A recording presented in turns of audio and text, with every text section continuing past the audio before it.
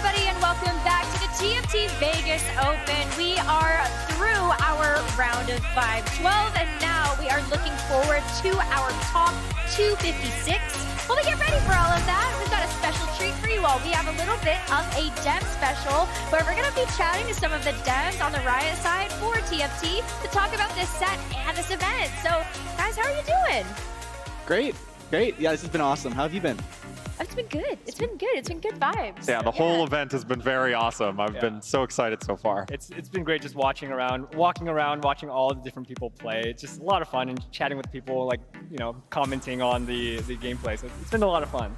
For those of you that might be unfamiliar with your wonderful faces and your roles at TFT, just to fill everyone in, we've got Kent, who is one of the game designers for Teamfight Tactics. We also have Alex, who is the gameplay product lead for TFT, and we have Whitrock, who is the design lead for Remix Rumble. So it is such a pleasure to have all three of you on the desk right now, because I'd love to chat a little bit about maybe some of the expectations you had for Set 10 and some of the inspiration that you guys got for the set.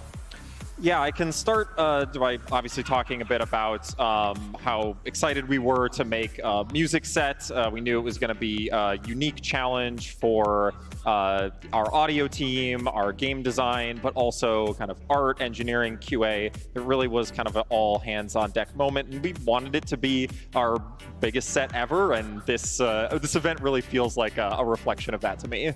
Yeah, I think you guys can really tell this is our first set with a new model, so we had 3 extra months to work on the set, and I think this proves it. I think the audio system, just having time to do all those special things just makes the set so much deeper. And yeah, we feel super lucky to be here. I think something that somebody said to me last night is that Riot is my favorite music writer that also makes video games, which I think feels like a very accurate reflection of what we have going on for Set 10. But kind of what has been your favorite thing to see now that Set 10 has been fully realized? What do you like about it? Yeah, I think the way that the music remix system landed, it was very hard to get a sense of what that would sound like in development before it was complete. There's going to be some different panels talking through some of the details there, but you're working with temporary music, you're working with an incomplete system, and so seeing that all come together has been very, very cool for me. Yeah, I think for me, it's the stuff the community's been making. Like, we have such a fun community, so many memes, and I think this set is built for memes. So yeah, it's been awesome to see what they've created. Yeah, personally, I've been I like to see what happened with the headliner system. It went through a lot of iteration while we were working on it, and it landed super well. I love seeing these players out here, at the highest level of play, playing super flexibly and playing around with different headliners. And so where that landed and how players are reacting to it too. They just really like the mechanic, and so it's great. I think that it is a very well-felt sentiment that everybody is really enjoying the set so far, and love all the callbacks, especially to something like the Chosen mechanic that was such a big hit from previous sets, but this really is kind of taking all of those amazing pieces and putting together into one set. Yeah, and that's really how we viewed this set. It really is the greatest hits of TFT. It is all that we've learned from the past 10 sets all bundled in together into one big party. So yeah, we feel it too. I like some of the details we were able to work out as well. Some of the portals that specifically interact with the headliner system. A lot of the trait design ended up being directly influenced by what would feel good with the headliner +1 to the trait mechanic. So it really kind of helped bring everything together.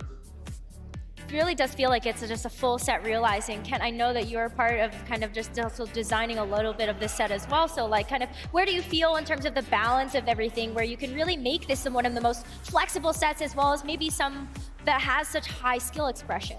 Yeah, we took a lot of learnings from all of our previous sets and kind of put them together into this set. With coming off of Set 9, we revisited how we wanted to approach emblems and prismatic traits and things like that. And so taking all of those learnings, taking the learnings from portals and how that affects inflation, how that affects the game, things like that, and taking all those lessons and putting it together into Set 10 along with the amazing design of the set.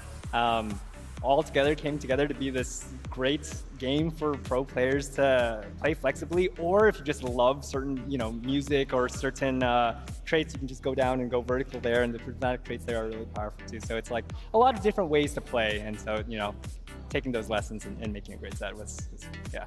happy about that. The competition today has been so much fun to watch, so I'd love to get all of your takes on it as well. Like, how have you felt the competition has been, just the event as a whole? What's really stuck out to you? Yeah, I mean, these games have been awesome. Like, Sox having to get a first, hitting that first, Soju barely making it in, like all these crazy storylines going all over the place. And then just the energy of it all, just bringing it all together, just feels so cool. Like hearing like the reactions from the crowd when something hype happens, everyone looks over, got to see what's happening. So yeah, it's been so surreal. Yeah, I'll be honest. It's been a little tough being kind of out here on the floor to keep track of everything. You know, there's literally moments where there's some lobby kind of over in the distance, and suddenly the crowd starts to form more and more as it gets down to the bottom 4, bottom 2, and then there's some big cheering. It's like, oh, what happened in that lobby? Wait, what happened in that lobby? So kind of the frenetic energy of it all has been fun. I just loved walking around and seeing everyone. I was watching Festival, and he hit Headliner Zed, put tank items on him, and it did well. And I was like, wow, flexible play. Like this is cool. And then people around me were just talking about it too, and I'm like, okay, great. This is like so much fun just watching together, and like it's a community, Yeah, it really has been so much fun to see everybody rally together for such a big event like this. And while it might be sensory overload walking around and seeing everything that's happening, let's focus in a little bit on what happened on the main stage, because we do have some highlights to show off. So I'd love to hear your thoughts as well about what we saw on the main stage. Yeah, this lobby in particular, like Dish just killed it. I think we all expected that coming in, but it's awesome to see him live up to the potential. Same with Snoopy and Omdi, like just a great lobby. All these games were super fun. And just seeing the flex play across the board, like so many different comps coming through. Yeah, it's been awesome. Yeah, watching these two face off, trying to cap out their boards. Oh, it was a lot of fun. Yeah, these were such fun duels. A lot of those 5 costs still, we were talking on the first game of the day about how the meta has shifted a bit with the new patch, a little bit less focus on 5 costs and more on 4, but still a lot of these games, I've been excited that they've been decided by a variety of things. There's still the 5 costs that have still been viable, but new ones as well, a little bit more Kane, a lot more 4 costs and lower cost carries as well though, so. A lot of Kiana. I think we've all been really enjoying the 5-star Kiana over there. But, I think what's super impressive too is just being able to see all of these different variations even as well in just terms of the lines that players take to get to those final moments. So how have you enjoyed seeing that type of variety when it comes to getting to that end game? Yeah, I've been super happy. So we put a lot of thought going into this of like making sure the meta was in a good spot and like getting to see, reroll Annie still being around, seeing the, AD flex play, like across the board, we've seen so much, like Samir reroll still there. There's been a ton of variability in this meta, so I've been super happy getting to those capped in boards with the Kiana and Sona. Yeah, and from a design perspective, I mean, we try to do this with every set, but we really wanted kind of the early mid game. There's always some risk with the way Headliner or Old Chosen operates, that while the mechanic can give you direction, it can also tend to like pigeonhole you in and force you too much. So we wanted to make sure that there was good options to be able to swap, and that the rest of the traits would give you like a wide variety of paths to go down. And I've been very happy to kind of see that reflected in a lot of these games. Yeah, it's been great watching this patch play out. Players have only had a couple days since the patch came out, but it's kind of just like last patch, but better, which is a great success for what we wanted, because they practiced a lot on the last patch, and it's just a little bit less Fast 9, but a lot of those strategies are still sticking around, so it's good to see. With the variety that we've seen with the balance patch coming through, would you say that's music to your ears? Oh, smooth. Sorry. I really had to just throw that last one in there. You've been casting with Mort too much, I see. I'm getting Mort dogged in a different way. But it has been great. Thank you guys so much for joining us on the desk. And I just wanted to give you kind of like a final chance to give any like words to the fans that are out here, the people that are here at the event. Any room for that? Yeah. Thank you for coming. Thank you for playing TFT. You all are the reason that we do this, so thank you all so much. You mean literally the world to us, so thank you for being part of our community. Yeah, having been kind of on the TFT team since the start, it's been really awesome to see the community grow, the incredible passion from the player base and fans. The game would definitely not be where it's at today without all of you, so I'm just absolutely excited by kind of all the passion in the room and online. TFT really has the best community, and having everyone here together and seeing it in person and meeting everybody, just so amazing. So thank you all for playing the game and loving the game. We've got a great crowd of people here, a great group of players as well that has really been treating us to the action, and it is the growth of this game and community that even has led us to the point of having an event like this. So thank you three so much, and thank you all for watching and tuning in. We're gonna take a short break, and when we come back, round 256, let's go.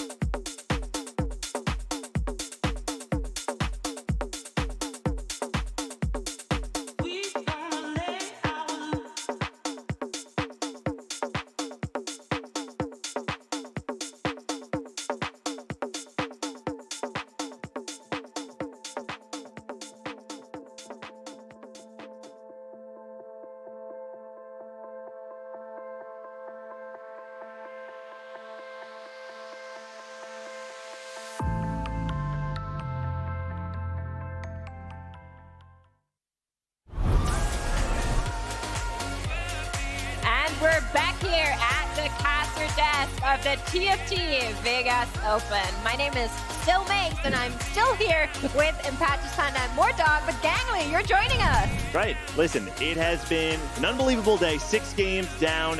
This is the part of the tournament where we cut the field in half. We talked about it earlier on the day. This is a difficult tournament to win. The people remaining in the field right now are going to be the top of that initial cut. And this is a really tough round, I think, for most of the players here. We had some surprise eliminations in that very first heat 1 and 2 already, but this is the one that I think really will be slightly demoralizing for some of the top players who will not find a chance to go through. I was talking to a lot of players on the floor, and obviously also a lot of viewers, but mostly players, and I was always asking, like, did you actually make it? Like, it's such a big conversation, and a lot of the players that I approached at least made it through. We were just looking over the lobbies, and I'm pretty sure that there's a lot of heavy hitter lobbies coming up, and I'm actually quite excited about it. Yeah, I think a big part was like some of the lobbies, we had some different skill ranges amongst these, and I think like the first few games we cast, we saw like the top 4 kept getting top 4, and so that was a bit, but going into the second half, that's not going to be the case, right? All these people did well in their lobbies, And so I think we're going to see that competition get turned up a lot. And the big question is, will that affect the meta, right? A lot of people may be getting away with some greedier plays that they were able to do. Not going to be the case this time. We're going to see a lot more stronger early game boards, things like that. And I'm excited to see that kind of competition kind of cranked up to 11. Even calling back to what Saint said at the end of his interview there, he seemed almost a little bit surprised, right? Where he's like, yeah, they changed the meta. It shouldn't be as easy to go fast 9 anymore, but I'm still just going fast 9 every game, right? All of a sudden, though, you get to that top cut, and we'll see it even more tomorrow, where, like you're saying, Mort, you can't really get away with the same things that you've gotten away with earlier as the field progresses, and that's one of the fascinating parts of a tournament where you cut so many people so quickly. And we saw, I mean, the first 3 games, so much hard steal in the mid game. Maybe overstaying its welcome, going into almost stage 5 in the case of Snooty Boo and Dish Soap in some cases. I think it won't be the case as much as you're saying, Mort, for this next round. I think so too. I think, like I said, lobbies are getting a lot more filled with bigger names and heavy hitters, and we're going to see some close lobbies for sure. But before we get into this, how's your impression been of like the TVO so far? Because to me, it's just so impressive. When I'm on a break, I'm just walking around trying to meet as many players as possible, just shaking hands, you know, giving hugs, players that I've talked to online for a few years now, and now getting to see them in person, especially from EMEA side. And NA as well, I think it's been so special. And this is just day 1. We're not even really done with day 1 already. I'm feeling like we've been here for so long and so much has happened. Day 2 and day 3 coming up, and it'll be so exciting. Well, yeah, there's this really interesting dynamic where you have incredible games. You're seeing the top players, and honestly, we're kind of seeing the top players kind of stomp some of the rest of the competition, if I'm being frank. But going back to this through line we keep mentioning, which is that the Vegas Open is a celebration of TFT. We've been building towards something for so long, and we're seeing it all culminate, not just in the games on stream, but also in the friendships that we're making, that we're seeing people for the first time, right? Aww. Yeah, exactly. See, the Vegas Open was the friendships we made along the way. Yeah. I was waiting for that one. Nice. Me too. No, it's been wild. I mean, so it cast the first few games, and then I've been walking around trying to, you know, meet people and things like that. And it's been great because the positivity has been through the roof. Everyone's like, I'm so excited to be here. For the competitors, even if they got knocked out, they're like, oh, it was so cool to play on stage, and I could have done this different. And for the people who made it, they're like, I can't believe I made it. This is great. I went 1-1-2. I can't wait. This is exciting. So everyone's just been through the roof. A lot of questions like, are we going to do it again? Because it's just been so much fun. So like I said, the positivity has been great. It's kind of mind-blowing how amazing the convention center is here and everyone like all around. So I don't know, it's almost overwhelming in the sense of just like how awesome it is. I think a lot of people were like almost weren't expecting it to be this great, and it's kind of blown their expectations away. And that's great to hear for our side of things. It's like, great, I'm glad everyone's having a great time. So I don't know. I could go on and on, but it's been a lot and it's been great. Yeah, I mean, when you're right, is how some of my friends say it. But it's definitely been awesome to get to talk to all of these people, hear from them. I've had some lovely interactions with the cosplayers that come from like the League background, and they were like, oh, this is actually really cool. I even talked to like Relic, who's a League of Legends pro, played at the world stage, and I was like, I'm gonna ask you about this event comparing to like League of Legends Worlds. Do you have something positive to say? And he's like, absolutely, this is amazing. And I'm like, yes. So one other thing I want to add that's been really amazing, and maybe the audience here can help me, so hopefully they'll be loud, but watching some of these games be intense, there's these intense moments, and then you hear the crowd cheer and show that they're here. So if the crowd here today could cheer, like, this is so cool, yes! right? Like, you have a close moment and the audience like pops off, and it's like, we've never had that before. No, We've been doing never. this for 10 sets, and to finally hear that, even if I'm in the back room and you're just like, oh, something happened. Yes. This is incredible. And this is just day 1. I cannot wait for Checkmate on day 3. Oh that my will raise the God. volume. Filling up Through my the roof. venue, God. right? Especially a close final lobby with multiple players able to win the entire tournament. That's going to be so great. Well, here they are, and we do want to hear from our players and our fans out there. So why don't we go over to some footage we shot? I'm here on the Vegas Open floor with Boop, Asaurus. How are you liking the general vibe of this event? Oh man, this is all vibes, man. Like, it's intimate, it's TFT, and like the coolest thing about this is you can tell everyone who worked on this loves it. You know what I mean? They play the game, they love this stuff, and it shows. This is a triumph, in my opinion. Out of everything you've seen today, anything that really stands out as a favorite moment, either a player winning or just something that's happened that's kind of excited you? Yeah, I think just in general, just seeing people able to perform at their highest ability on stage, no matter who you are, is definitely what TFT is all about at the end of the day. So letting like the normal guy, the normal person, the normal girl, right, get up there and be able to accomplish something that they've always dreamed of, TFT is allowing that to happen. I think that's a huge highlight for me so far. And that's a great answer, Boop. Thank you so much. Hope you enjoyed the rest of your day. Thank you, man. Hey everyone, I'm on the floor of the Las Vegas Open with a very special guest, a caster over from the Valorant scene, Lemon Kiwi. How are you enjoying the vibes and just the whole setting at this event? It's so exciting. I mean, it's the first TFT land, so you knew it was going to be hype. I got a sick prize from The Prize Tower? Prize Tower. I know you taught me that when I got here, and my friends are doing well, so it's an awesome day. Aside from high rolling your reward, any other standout moments in today's first day of the Vegas Open?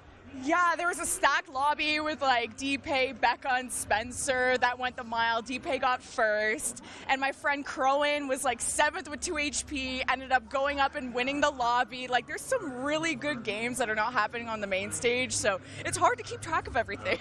And that is just day one. Thank you so much, Lemon Kiwi. Hope you enjoy the rest of the day, and hope to see you again day 2 and day 3 as well. Thank you. Well, I'm here with who I think are the coolest looking people at this entire event. I found a couple of cosplayers, and of course, I want to know, how are they enjoying the TVO? How are you guys feeling? Amazing. So far, have a lot of people come up and like taken photos with you? No one, you're the first person. Oh my God, I feel so honored. Have you guys been enjoying the event? Is it good? Oh, it's been amazing. The only thing I have been able to do so far is the pin machine, which I am really looking forward to before they're all gone out. So, yeah, that's important. I got a rare one, so You're one of the yes. There's a couple more I heard, so you can still get some. Do you guys go to a lot of events? Non-stop. I mean, before coming here, I was in Saudi Arabia, and like it's crazy, right? Always steps up the events around the world, and it's just you guys keep killing it. So. Wow, that's a long travel. What about you? Do you do a lot of events too? yeah, so I came all the way from the Philippines, and I do a lot of like cons and events, especially for Riot Games, and I also sound like Valorant's Killjoy. But yeah, it's so fun to also represent League of Legends and TFT because it's one of my favorite games as well. Oh my God, I didn't know I was here with a real star. So anything you guys want to share, like how is it as a cosplayer at an event like this? It's pretty great. It's a lot of fun. We've been filming TikToks all day. People are like, oh my God, can I get a picture with you? I'm like, no, we're filming a TikTok. Go away. Wait, do you want to be in the TikTok? Come over here. Come over here. You're going to stand right here and do exactly as I say. Excellent, excellent. I love that. I've been seeing some of the TikToks already, so they're working, trust me. All right, I think that's it from us. I'll let these guys roam the floor some more. Thank you. Hey everyone, I'm here on Station 15 with Dog, who just qualified to the next round. How did those first 3 games go? I'm a little rusty, but I kind of caught my flow at the end. I got a first at the end, so I'm feeling good. Going to next round, confidence level, do you see yourself as a favorite, an underdog? Where's your position right now? Definitely an underdog. This is not my main game, but I played a lot, and it's a ton of fun. Dog, and underdog, I think that's a fitting name here. Thank you so much for the interview. Best of luck next round. Thanks. I cannot believe that Ari. I was dying of laughter here. She was just staring down the camera. Truly a main character of that moment.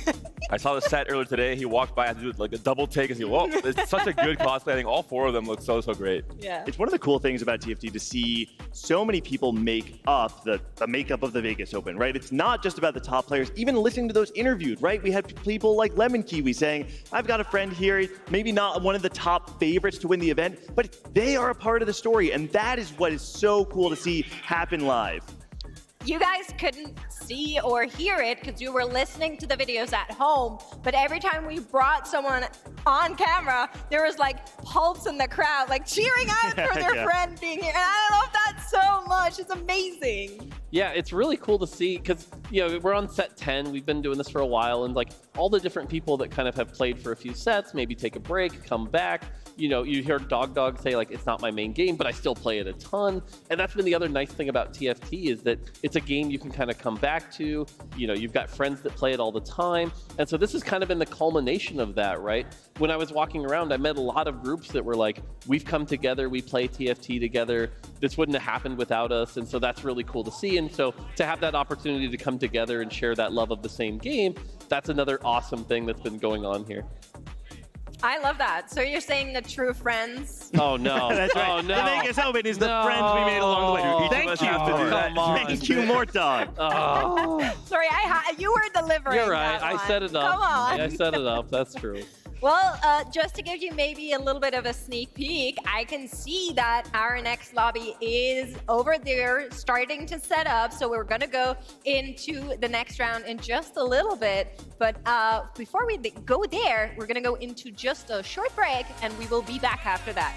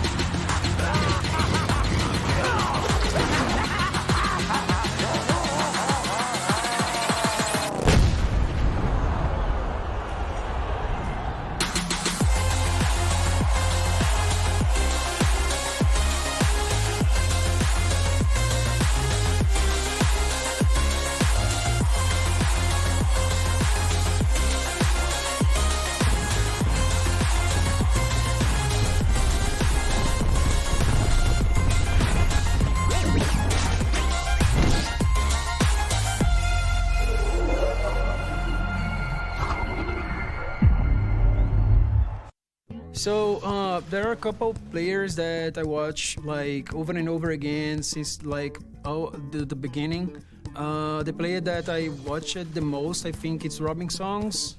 So I really like the way he plays. I think that I play like something similar with him, like watching Satsuko as well. So these two players are my favorites outside in Brazil. But I feel that if I play with my friends from Brazil in the same lobby would be really good. So playing against Tex, VCLF, and Vakio in the same lobby here in Las Vegas would be great.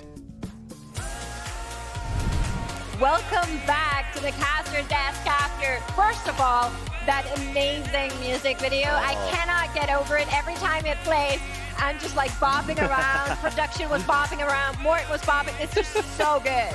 It's such a good video. The team that worked on that put their heart and soul into it. It's so good. Steve Aoki's mix is just amazing. I got to do a little thing with him, and he was talking about how that was like the hardest thing to put together. I've watched that video like 20 times, but I gotta say, this is something I'd never experienced. The bass we were feeling here was like, oh, okay, this is like, we're really going here. So that was really cool to see. That song is just such a banger. Yeah, we've never seen Mort Dog move the way he was moving off camera before. You all missed it. There'll be a highlights package later on. Just Mort bopping. Yeah, that's what I want to see. It's so good. You're so right. But also great to hear, Panda, from Dobbs. Yeah, only 4 players coming from Brazil. A long journey to make it here. All 4 played in Heat 1. All 4 made it to this round 2. I think it's a great stacked roster. And I think Dobbs, of course, the highlight, has made it to Worlds so many times already before. Is one of those really big premier international players. It goes to show, I mean, it's kind of the mantra of the event in a way, is that it's regional representation from all over the world, people sending their best of the best to say, you know what, you're not just a player representing your country, your study group, your people, and there's this level of pride that kind of is surrounding these players. So it's really cool, especially with such a low sample size of games and only 4 players from Brazil, to see all 4 make it to round 2. You know all the fans at home have to be feeling really, really good right now. Yeah, and I think especially like shout out to the Brazil community. We all know how much they get in there and how loving they are. So that just makes me even the more happy, to be honest. They are such a passionate community. Every time they're doing well, they get really, really hyped. So definitely, like you said, seeing all 4 make it is going to be pretty exciting.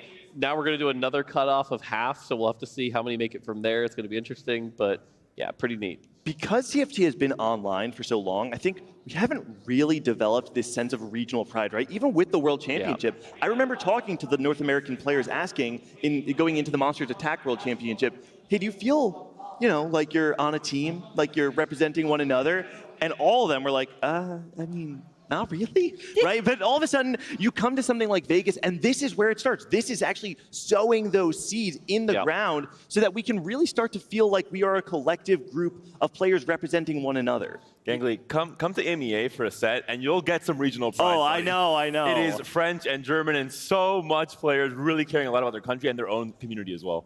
Well, before we get into that, let's hear it from the floor and see what's going on there.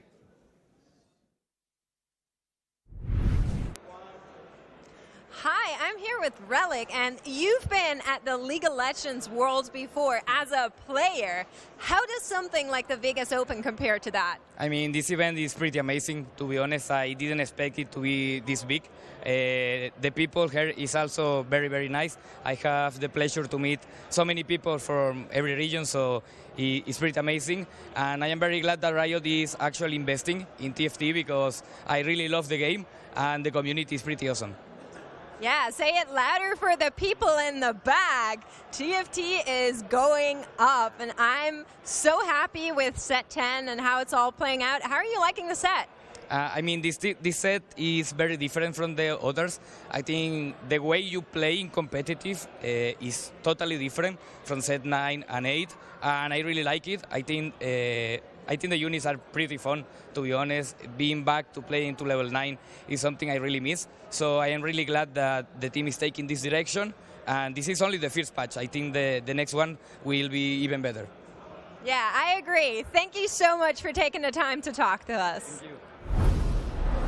Hello, I am here with some of the best dressed in the entire TFT Vegas Open. We've got the Lab, and I'm so excited to talk to you all because you are a ginormous group that's here at TFT. So how did you even come together? It's been a long process. It started really small with our founder over there, Mr. Dino Dan, and slowly people have added to the group. We're just a bunch of friends. We get together to play TFT, but we try really hard. You guys definitely try really hard, and something that has been so impressive is watching so many of you compete here this weekend. So how has it been to be able to compete all together and support each other in this way? It's a lot of fun. We spent last night, like all of us in one hotel room, going through flashcards of augment stats, talking about the lines. We are a bunch of nerds, but we are a bunch of friends. So it's been a blast to be able to be here at the event, talking to each other between games. You hear people cheering for you during the game. It's electric. So what I'm hearing is it feels really good to be able to play at a live TFT event, and maybe we should do this again. Oh, yes, please. I need to see these guys every chance I can, and it's only going to be at things like this. So more lands. Please. Well, Lab, thank you so much for joining me, and best of luck with the rest of your games. Thank you. I'm here with one of LATAM's biggest. You already qualified to the next round. Congratulations. How did it feel to play there? It's amazing. It's amazing. I got to compete with Darnold, with Croen. There are amazing people. I got to play some Jone. I got to play Disco, and I risked the biscuit. With 5 hearts still. It was totally amazing to get to the 256. It's already, or 52 is already impressive for me. And the preparation I got with my team, totally worth it. So best regards to High Roller Esports, my team, and to everyone in TFT Latam for trusting in me and giving me all that support and energy. It was amazing. Well, we're here with our lovely pop-up of Maestro and Pentacle. Can you show me your best dance move? Okay, I can try. I will do 2. I will do the sun dance, and then I will do my dance, because the sun dance gave me the first, the sun dance.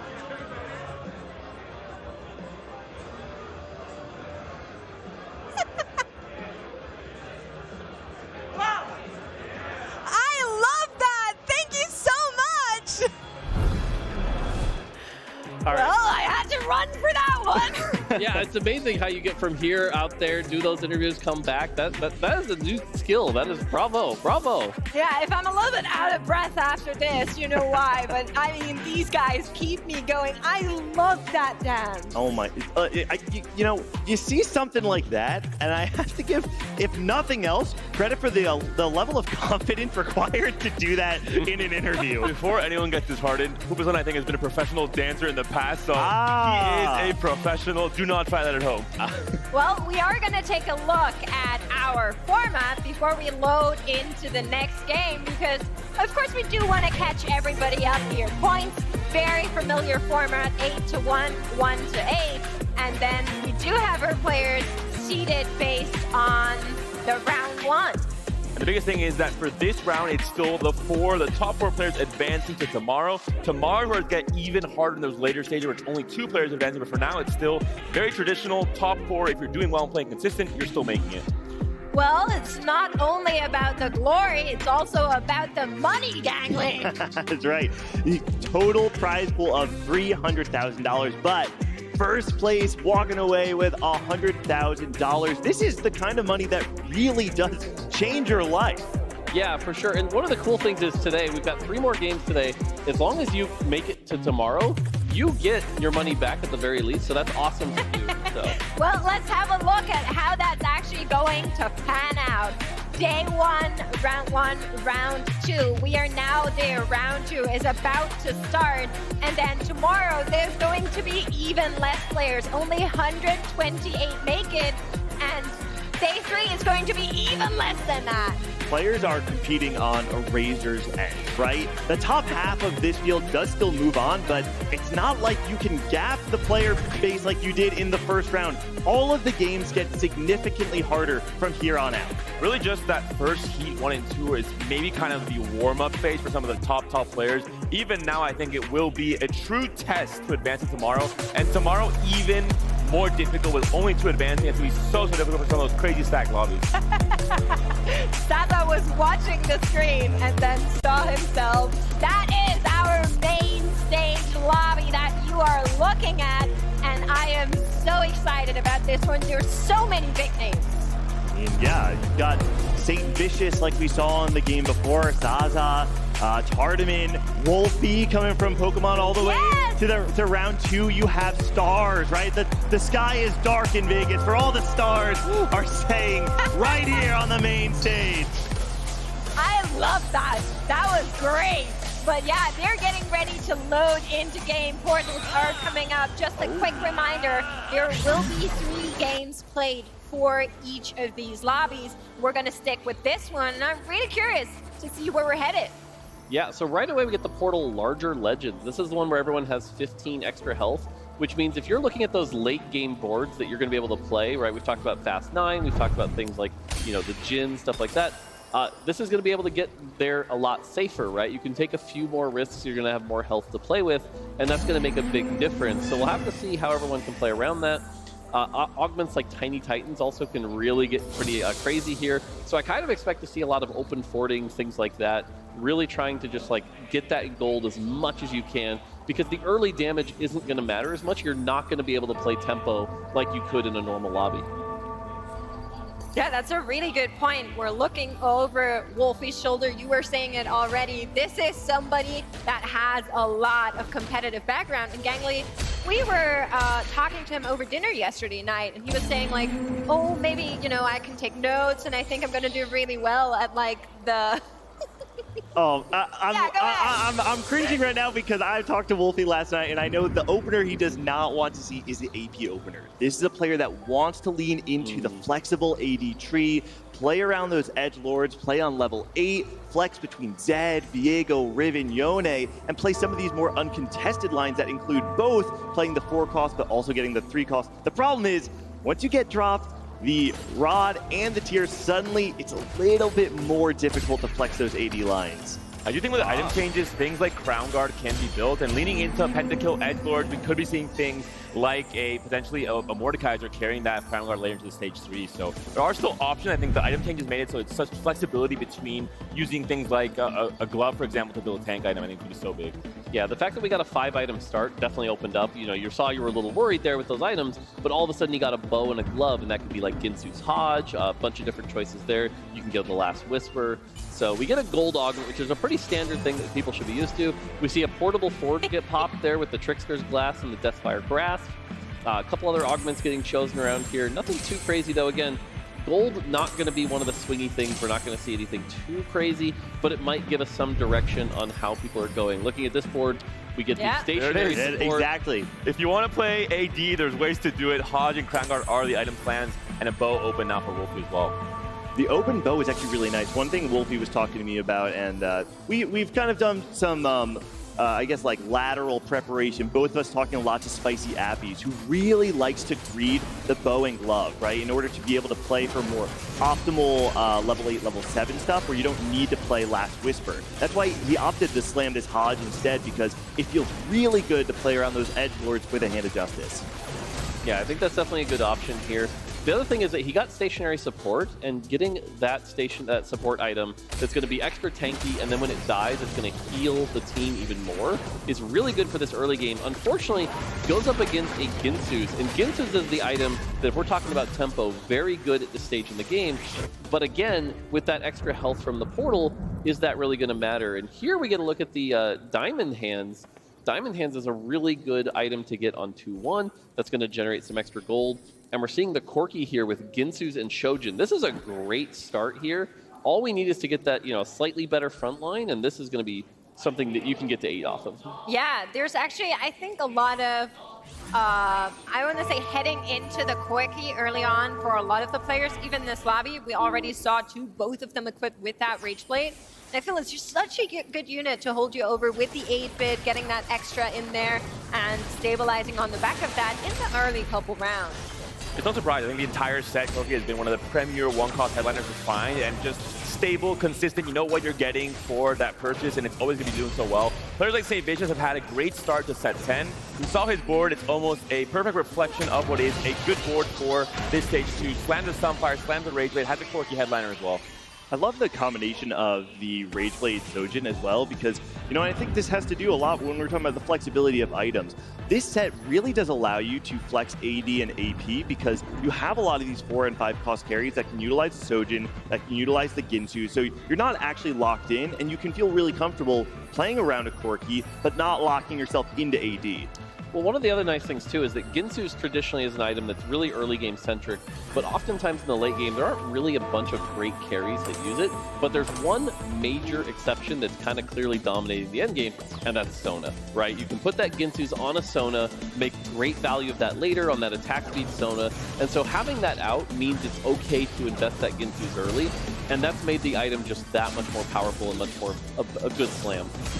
Zaza and St. Vicious going up here against each other. Both of them do have that Corgi, but only one can come out winning with this one. And I think it's going to be Zaza on the back of that extra unit in the front line there. Tries to build out that win streak as we are headed into the carousel. And Inspiring Habitat's a great augment, but obviously going to scale better into the late game with so many more units added to your board. So understandably, with the 2 items slammed onto the Zaza's Corki, undertime he wins that fight there. Looking at this stage 2 carousel, some big 3 costs coming online here with Urgot and Echo.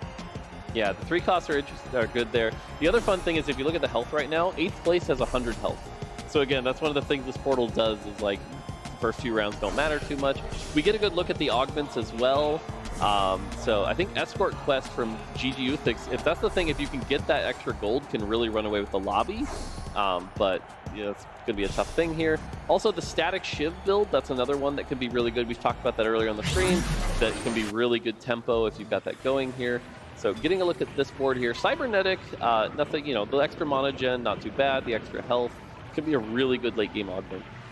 Yeah, I think Flightsy's going into this lobby not necessarily one of the favorites. He's a household name in North America. Many people do know Flightsy. I believe he even ended up competing, or I believe he did compete at Semi. I remember seeing him there.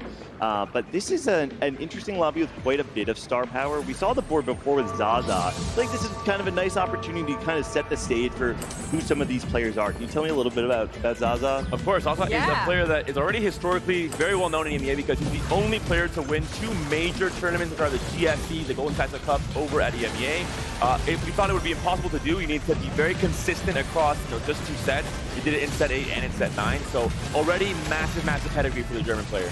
Yeah, and he could get a 3rd one even still in this set. We're going to see how that goes, but he's also been playing a lot in the regional TRC over in Germany as well, and very beloved community person. He has this little ritual with his girlfriend where they make a candle for every major event, and they like light it up for when the event is for good luck. It's so sweet. That's amazing. Yeah. And it always works out. It's the best blessing of all time. Obviously, right? He's the first person to win 2 GSCs. Yeah, there He's you go. doing something right. Tardaman on the screen here. I actually got to run into Tardaman when I was checking into my hotel.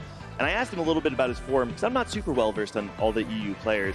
And Tardaman told me, listen, if you're looking at set 9, I'm probably not even a top 10 player in France. Right now, though, I am in the best form I've been in a very long time. Probably top 5 in France, which is, I mean, arguably the most stacked region in EMEA, that's fair to say, right? For now. That's right. Germany on the rise, baby. Italy on the rise. All the French players looking at me like, oh, right now. Now, the nice thing here is he was able to use these items, but the fact that he took the static Shiv augment and then went on a 5-loss streak is a little frustrating, but it is still a 5-loss streak, which means the econ's going to be high. And oh no, I'm down to 88 health. That's not that detrimental, right? If there's one lobby that you can get away with that, it's going to be in this portal. And so now he's got those items. It's very clear the path he can go. We see so many Ginsus in this lobby, so many Shojins in this lobby. Clearly some favorite items right now, and we can see the headliner Senna. Senna's online. And look, with the Ginsus and a Shojin. That's you know, scary for stage 3. Those items right now just are very powerful. I mean, I feel like I'm a broken record. I keep saying the same thing. Senna, even without the headliner, I think is so strong for a 2-cost, and with the headliner, even more so. There's also just a casual Zed already on the board at Krug that we completely missed just looking at the Senna instead. So already some boards looking very, very strong and really scary for this stage 3. Oh, that's a tome drop for Wolfie. Wow. Tome drop, again, right now, one of the few ways to access those uncraftable emblems, can open up some options. You know, 7 country, for example, is something that you can only get through this point. Probably not going 7 country from this position, but at least has the tome, can play with it. You know, he has 4 rapid fire. This is the kind of thing, if you pop it and you get a rapid fire emblem, could go 6 rapid fire, which is something that it's a pretty niche thing that you can do, but if so, can open up some pretty cool options. The other thing is he's only got 7 traits in. Yes. So I think right now you're going to hold it for a few turns, maybe even try to crank that to 10 and see if you can get something that you're really looking for. One of the things I love about being here, having the player games, you watch Wolfie right now. This man is deep in thought and he is conflicted, right? He's looking around. He's not exactly sure when to pop this tome. It's something that's so special about being on LAN that you can see the players actually struggling with their decisions and figuring out how to navigate these moments in the game. I think it's also difficult when you're on a win streak with a tome because you feel the pressure to play for high tempo to try and win the next lobby. Obviously, you pop a tome, get a good trait, you're able to have some more power on your board, but you also want to make sure you're setting yourself up for the late game and having the highest cap game plan really coming to stage 4 and 5. I really like, for lack of better terms, that he went up against Zaza here now, got his win streak absolutely demolished, doesn't put him into that position that you were just talking about. He doesn't need to pop that tome anymore just to keep the win streak going. He can actually go all the way, get some traits, but what he's going to get first is augments. Silver augments coming through. We were talking about this a little bit earlier today with the Silver Symphony, but doesn't seem like the Recon Bobs are coming through for this one. I believe Zaza took late game specialist, definitely in a position. St. Vicious does have Recombobulator offered. Is he gonna do it? Give him a second. Drum roll, please. Thinking? Nope. No. We didn't see any quick shifts on his board. But talking about Zaza, I think he's in a great position to pick this late game, especially because he has the Senna chosen already. This is one of the tried and true and tested ways to try and play for that fast 9 game plan. Yeah, I mean, it's an augment that generally has kind of a low top 4 because, like, it's hard to play. But if you're at 115 health on 3-2, you're probably going to be able to pop it. And that's where the augment shines.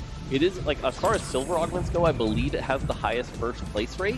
And so that's the kind of position. So Zaza right now on just an amazing position. I know it's kind of obvious to say from, win streaking, but the fact that he also has that augment now is just going to put him in such a great spot that even if he started losing from this point, I'm actually not that worried. We did get a chance to now hop back on board with St. Vicious, who's going up against Flightsy. And I want to take a second to talk about St. Vicious because we saw him perform really well in the last round.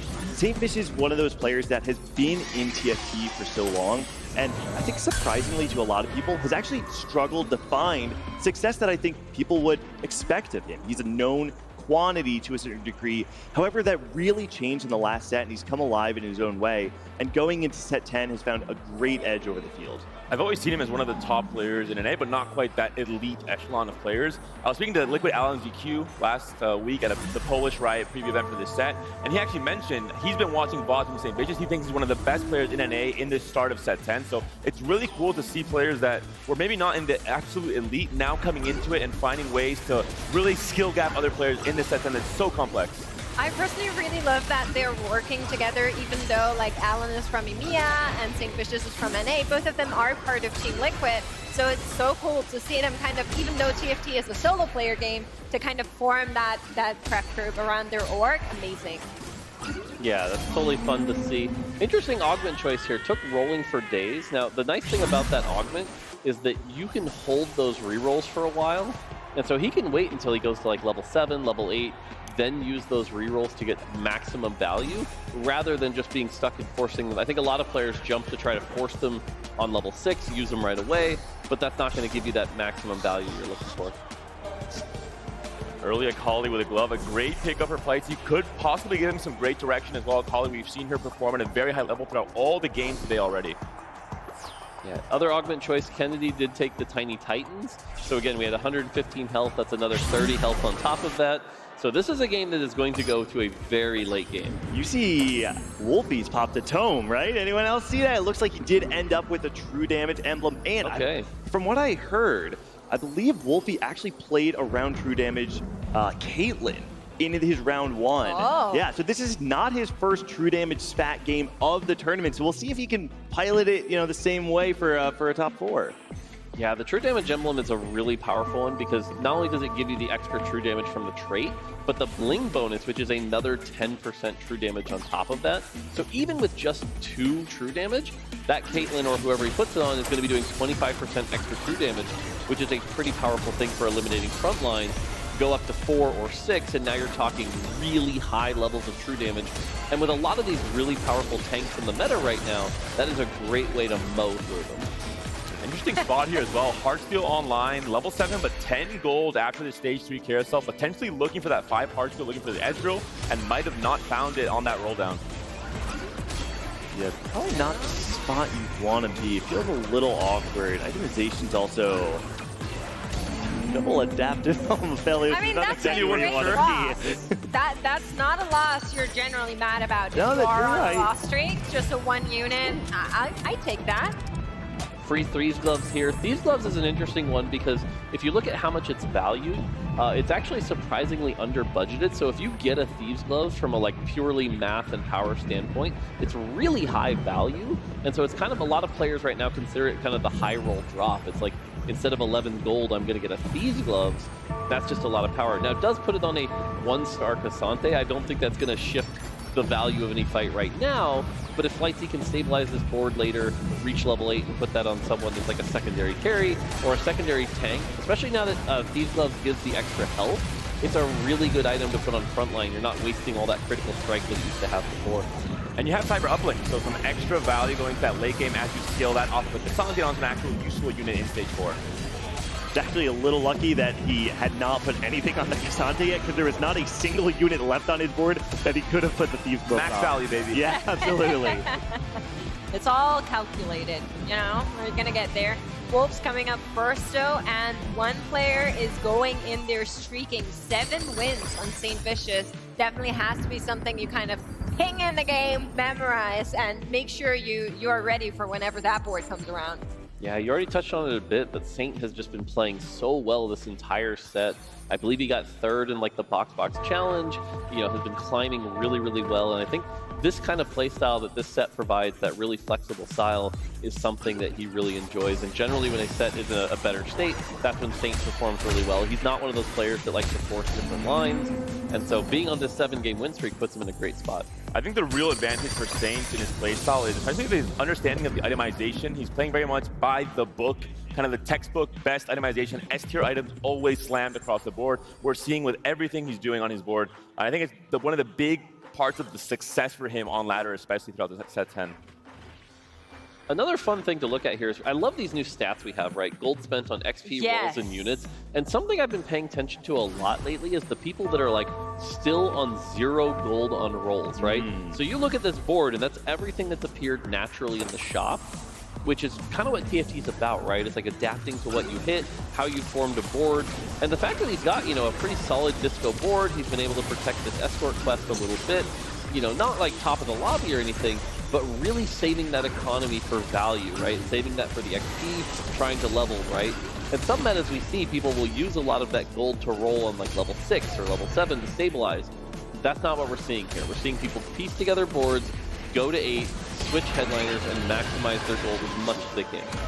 I think specifically in this meta, it is so smart to not invest into rolls. We're going to look at the golden augments that do come through here, but like you were saying, because it is so much about the late game boards, you just want to make it there with as much capital as possible, and that's exactly what we're seeing from the pros. I was going to call out Vile in that last round was sitting on just a Nami, right? Had all his damage on a single target unit. Goes A, immediately finds the Ahri headliner. Still single target, but you know what? A significant upgrade over that Nami. You have to feel very good if you're Vile right now. It's so cool to see, right, just how much the board just shifted, right? Like, that was a massive transformation here. We're starting to see the gold. Again, we look at this new UI here. The gold on roll is definitely going up, being spent here. But we're level 7 right now, playing around this country Samira board that we've seen do well if it gets capped out, right? You need that 3-star Urgot, that 3-star Samira, get that 5 country in. One thing notice though is not a lot of glove items right now. So this Samira, which is the headliner, looking a little weak right now. Could be leaning a bit more into the back with the H item and the open rod as well on the item bench. And quick note for Guthix, the player that maybe a lot of NA viewers and fans don't know much about. He's a player from Latam. He had a huge breakout set in set 9. He represents Costa Rica, one of the only players I've ever seen from Costa Rica competing in TFT at a high level. So really cool to see players like him coming over here to Vegas and trying to make a big impact. Saint losing his win streak there, a little unfortunate. But again, oh no, he's at 104 health, right? No. Plenty of time here. And again, I'm going to keep calling out this UI here. Flight T now level 8, only has spent 4 gold on rerolls, yet has this Twisted Fate.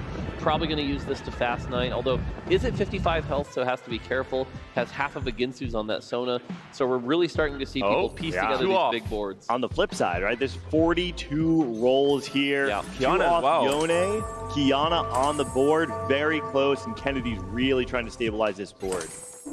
Now, Yone's one that coming into the, I think a lot of people were hyping up as like, Yone 3 can really dominate some boards if you have the right items.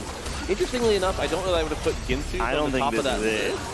So this is a little scary looking at these items, and we see already that economy mostly drained, still 2 Yones away.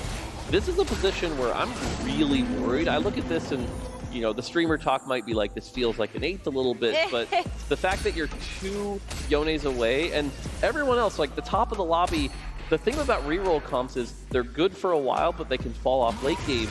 You've got people in your lobby at 104 health, 94 health. Zaza has that late game specialist. I don't know if, like, this is not where you really want to be. And quite frankly, even if he does hit, I'm not exactly sure that I buy into the fact that Ginsu's IE Yone is going to be enough to stabilize. Yeah, I think that's 2 excellent points you both are making there. I'm curious to see how this board is going to shake out and if that really is going to stay the late game plan. But for now, we are getting a small bunch of upgrades from the carousel. Gives us a chance to look at all of the comps too. Just like a sparring glove could be that Hodge for the Yone, some amount of lifesteal. I think positioning is going to be so important for any of these edgelord boards, both for them to get into the backline as quickly as possible, but also not to be focus fired right away. If you have a weak tank that dies and then you leave your Yone exposed, you're going to be big trouble. You're not winning these fights. So we'll see there it is. What Kennedy can do. Yone 3 has been found. Positioning still paramount to win these next 2 fights in stage 4. I love that Kennedy and Guthix both hit. Well, for Guthix, it's not the Samira, but it is the Urgot, so it's definitely a major unit you did want to find there nearly simultaneously. I'm not entirely convinced by this position, the Hodge, right? I think, is great. The Hodge is great, but hear me out, right? You've got this Gargoyle Nico, but you have an entire row of frontline. You're, one, not really getting that much value out of your Nico, and if you fight, for instance, if Vile is set up on the right side of that board, he kills the Kennen, guess who's getting targeted immediately after? It's the Yone, right? So I'm not exactly convinced by this. We'll have to see how it plays out for future fights. Well, now, the Yone is going so wrong. That's the one thing that he was kind of myth-made, right? I'm not too sure on the Rage Blade, but the Hodge is so crucial for that Yone to get the healing back whenever he ults, to actually sustain himself. So interestingly enough, one of the things about Yone's kit that goes underappreciated is every time he casts a spell, he gets increased lifesteal. And so, honestly, the Hodge is like, it's okay. You don't like it? It's not bad by any means, but the interesting thing about Yone is once he's cast his spell about 3 or 4 times, you've got so much lifesteal at that point that you're doing a lot. And so I think the Hodge helps him get there, but the thing I want to call out with Yone is that his big weakness is if he gets stopped early, before that lifesteal is ramped, things like a Vex can lock him in place. That's how you beat this Yone 3, and that's the thing I'm worried about late game that's going to cap out, right? Like, Ari?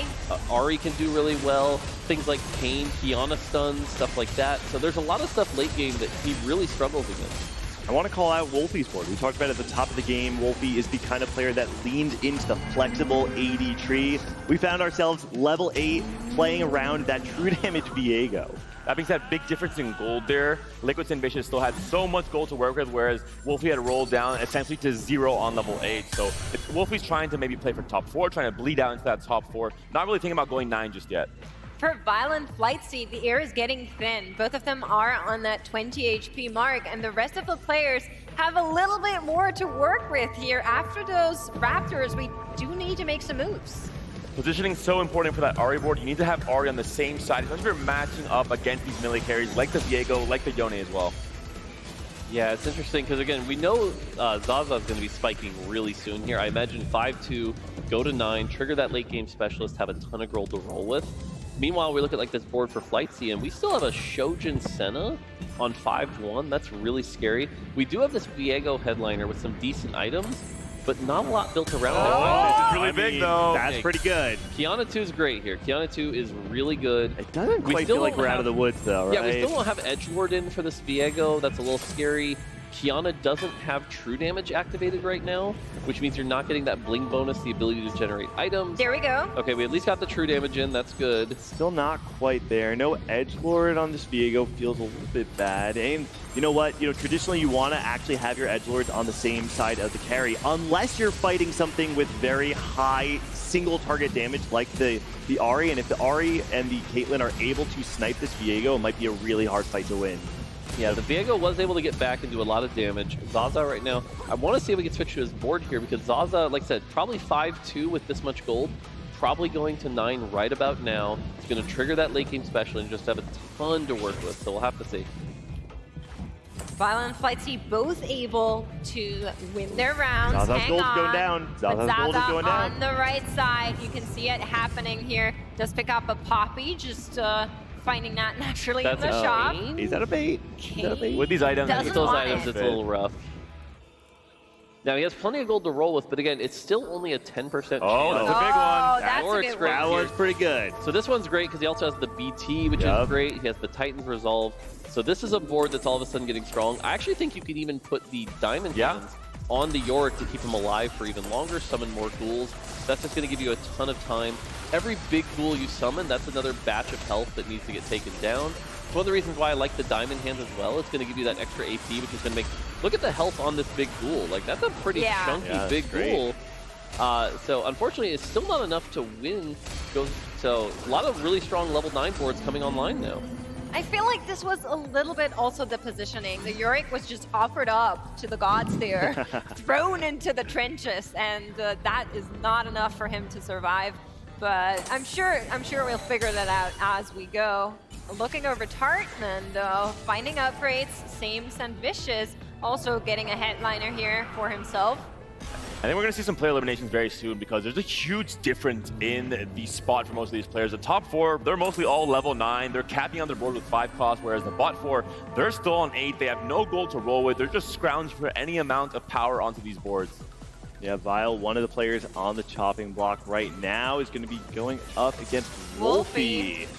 Yeah, and this, I don't know how to feel about this, you guys. The Ahri in the backline, she's trying her best, but she can only go through units one by one by one, and that is taking too long for Vile to do anything here. Is going to get knocked out. Only hope for him is that Kennedy also gets knocked out and maybe places lower in the overall standings, but doesn't seem like that is going to be the case. Kennedy able to hang on. Yeah, I mean, Kennedy technically able to hold on, but we said it before, not entirely convinced that that build of the 3-star Yone was going to be enough. We'll see. Yeah, maybe that makes a difference. Could be a big spike if you find 6 Crowd Diver.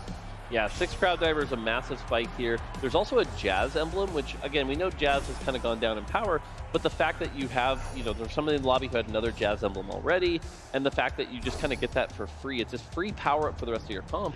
You can tell, we are on a different patch right now. It is not that is shocking to me, actually. I do feel like being able to play around the Jazz emblem is kind of the condition in which Jazz is actually very strong, right? It's still very easy to play wide boards on 9 and 10 that get a lot of value out of Jazz, even if it is weaker than it was last patch. But, you know, they're up there, not me. A lot of upgrades for St. Vicious just in those 3 rolls. Every single one was a 2-star coming through. That is a lot of extra power that just came online. And it keeps going. This is an interesting board because we have the Kayn here, and we've seen Kayn do really well, especially with 2 healing items. Still a lot of stuff on his bench. The front line was looking a little weak, though, so pretty nervous. Kennedy does have the 6 Crowd Diver. So this is Yone 3, 6 Crowd Diver, about as strong as it can get. And again, the thing to watch here is how many casts does it get, right? Crowd Diver damage is ramping up, and every time he casts, that's more and more Omnivamp. And now he's just going to be healing to full off of these casts. So there we go, and that's going to be enough here. So stays alive here. Yone ramped up, but as soon as he gets to one bad matchup where that Yone's locked down, that's the thing to be nervous about. Well, that's a great point, because Yone is really strong into the matchups where they don't have the single target damage, right? If you can't kill that Yone immediately, you're not going to win the fight. TF is the counter of that, right? It's the opposite. TF wants to be able to spread out damage to the entire team and slowly whittle down the fight. The one counter to that, though, is when it does get down to the TF versus Yone, all the TF cards go to that one target. That is a lot of damage, and that will melt that Yone. So the TF can win the 1v1, but you have to get to that point, right? So that's the real thing in here. So looking at this board here, we still have that Viego, we still have that Kiana, we now have a Karthus. How do we do against this Yorick? Yeah, that is a big question, and Zaza's board, just looking at it, feels strong, so strong, but I'm not sure it can actually hold up against Flightsy's board. You can see that everything is kind of cuddling up there in that corner, culminating around the Yorick, and is going to fall as well. The resets on the Poppy, as many as you're getting, are not going to be enough. Kennedy, though, finding a 7th. Yeah, and I think, again, 7th with Yone 3 here is something that I think a lot of people coming into today might have been like, that's not going to happen. Yone's the meta. But again, with all that extra health, with all those strong level 9 boards, we just kind of hit it a little late and weren't able to play off that tempo that the Yone 3 provides. And so looking at these health totals, right, like Flightsy would be dead if it wasn't this portal. So just, again, that slower tempo that the portal provides, putting us in this situation where that build is not going to be as successful. And for Flightsy, not really a chance to continue upgrading his board much more. I think it's going to be mostly positioning Diff in these next few fights to maybe try and finish in the top 4, but really so far away from 9. Can't find too many big upgrades now for this board. It's mostly all upgraded. Yeah, like you said, there's just not many things to upgrade unless you're going to find like the Alawi or something like that. Gets a couple items here. Yeah. And so this is one of those situations like in a tournament spot, you look at where you are and it's like you might have to be happy with the 6th and you're starting to plan for the next game, right? Because the 6th isn't going to necessarily knock you out if you can come back with like a 2nd and a 3rd or something like that. But, you know, reflect on this game, kind of what went right, what went wrong, what can you do for the next one, because otherwise, again, unless this Viego carries a lot, this might be the end of life. Going up against Wolfie there on the other side. A lot of damage coming out of the Karthus, but he's now under attack himself, getting knocked out by the rest of his team, though. Is going to stay in, stay protected, and I'm actually really worried about St. Vicious. We were talking about his run at the beginning of the game, saying, oh, you know, he's been performing really well, but suddenly we find him in that lower 4 bracket. Salsa as well, but I mean, look at the gold Salsa has to work with. He spiked once and he said, no, it's not enough. I'm going to go 10 instead and really try and outcap everyone else in this lobby. Finds the Sona 2 now as well, can transfer the items. The Ari is gone and really hoping to fit as many 5 costs as possible on this board. Yeah, I mean, we have the Ginsus for the Sona. We've got the Yorick. That's going to be pretty powerful. Now, those two don't interact like they did last patch, but it is still a lot of extra damage. The one thing we've seen, though, is that this Yorick has been having trouble surviving in a lot of these fights. And so every time, you know, you got to watch this Yorick here up against like an Alawi 2. We're going to switch back to Flightsy here. And again, Flightsy just kind of struggling off this Kiana. Really, Kiana's just having to carry so much weight. But it also is showing the power of Kiana, right? I think kind of the favorite 5 cost right now. And so it's looking like Flightsy is still going to live to fight another day. Wow. I want to talk about Tardaman's board there because we're seeing a lot of people, even in this meta, still opt to play around those 5 costs. Tardaman this entire game was building around that foundation of the disco that he was playing in the early game. And on this board, we're seeing that Poppy is trying her best. I don't know if it's going to happen. Lucian is also trying his best. He's missing like 75% of his shots. No, that's my Lucian. I'm telling you. Glasses are definitely not on for this man. Well, listen, Tardaman, what I was trying to say is that this guy, instead of playing around the 5 costs all game, he had this really cool fundamental board, playing on level 8 around the disco, eventually, more slowly went 9, eventually was able to find the Ziggs 2, but I think there is still an element of being able to play tempo, go level 8, but find a balance of retaining enough econ that you can still go 9 and play for a top 3. I have to call out that we're about to see Zaza, who had that late game specialist, that amazing start, maybe go 6? That is 11 wild. And a level 10 as well. It's very surprising. Flightsy has been able to hang on that very low bracket. Big question is, will Zaza be able to pull off the same storyline as Flightsy does go up against St. Vicious here? I'm actually not sure who is going to come out on top. There's a lot of strong units coming through, but it might just be that this is the end of Flightsy. Wait, we did it!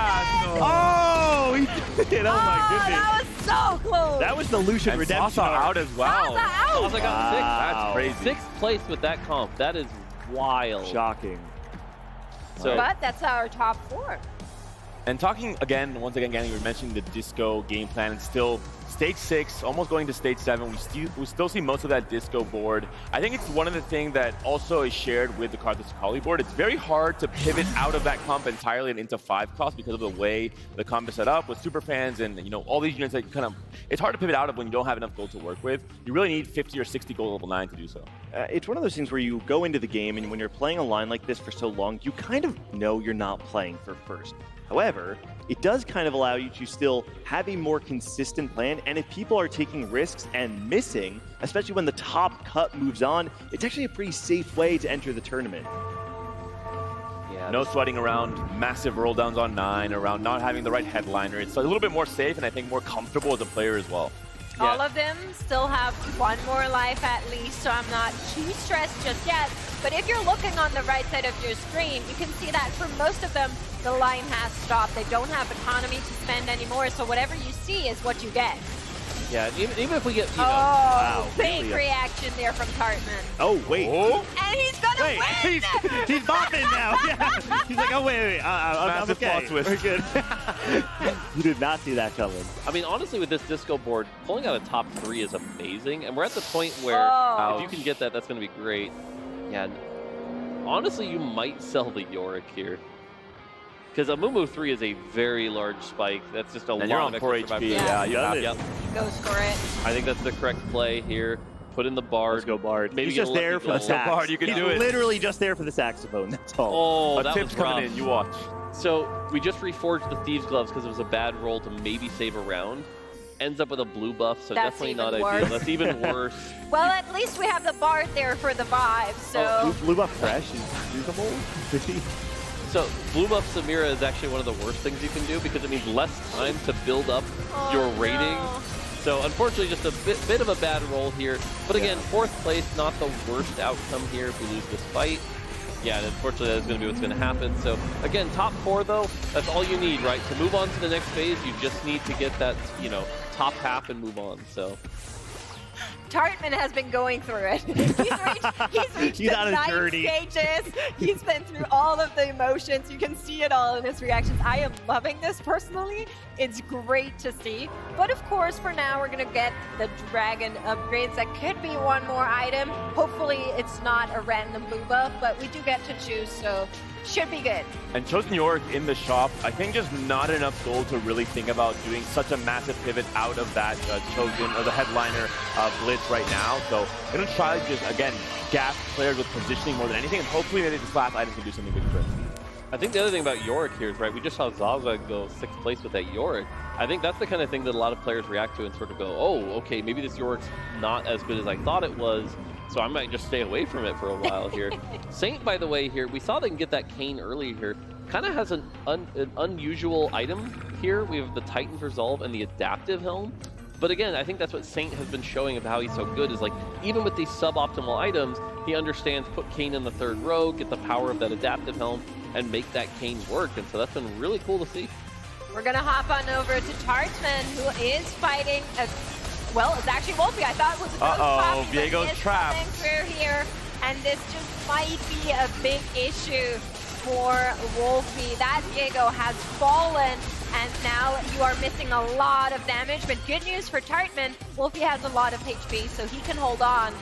And the question is, how does it play out between St. Vicious and Wolfie as well? Yeah, so I think actually, judging by the player cam, it actually was that Wolf ran into Liquid SV, right? He did not want to see St. Vicious there. We saw it on his face because the reality is Wolf is expecting St. Vicious to take care of Tartman the next time they play. Yeah, it's so interesting here. Now we have a situation where Wolfie might go 3rd. Saint playing really well with that Cane. Props, by the way, I think Ziggs is something that a lot of people have been saying has fallen off pretty heavily, but still seeing this disco version playing the Ziggs do this well, again, has got to feel really good. And it kind of shows that you can play a lot of different things here. So Wolfie now with this strong AD comp, a lot of items, target dummy max, goes against target. So this is the battle for 2nd place. Wolfie going up against Tartman here, but only 1 can come out. Big question is how it's going to play for St. Vicious, but I do think he has enough to work with for whoever he is facing. Tartman getting cornered there in the back line, and I don't think it is going to be enough will get knocked out here in third place, and Wolfie able to hang on. One of the greatest parts about playing this AD flex line is that you have so many threats on your board. You have the Viego, you have the Zed, you also have this Akali there as well. If one of them falls, you always have a backup. That being said, Liquid St. Vicious is on 10. He has so many 2-star 5 costs as well. The Kane doing so much. We're seeing here the 6 win streak already. Going to be very hard for Wolfie to outposition to try and find some kind of a way to win this next round. Other than Kane, this feels like a last patch comp. You've got the Jazz in, you've got the legendaries. All right, so this is going to be it. Can Saint lock it in for another first place? Again, he's just been playing so well. Combat starts, got to keep an eye on like the Lucian, the Viego. Viego right now still pretty full. Is about to get another big cast. The Viego has not been locked in. Over on the other side, Kane eliminating everything, generating that, and that is going to be it. This is a stand up and shake his hand. Yep, Saint taking another first today, playing out of his mind this tournament, showing why he's just considered one of the top of the NA ladder. I love this. We're seeing it in the crowd too. The people are here for Saint. Listen, we said it before, he's been here. He's a staple of the North American scene, has not always had the success, but we're seeing it right now. When he succeeds, the people are behind him. And just a really well-played game. You went to get that next spike every single time. Had a great amount of scaling augments with Epitaph and Bull coming to that late game. Once you're 10 with all those upgrades and this augment combination, you know you're in a very good spot to win the lobby. I personally really want to shout out Wolfie as well. I think it's so crazy that we have players that are not only pros in one game, but actually in multiple. Come on, that's so cool. Well, we talked about TFT does kind of draw in players from other games because it has this very linear way of improvement. The more you learn about the game, the better you're going to be. People who are pros in other games, they tend to actually be pretty good at just doing their homework.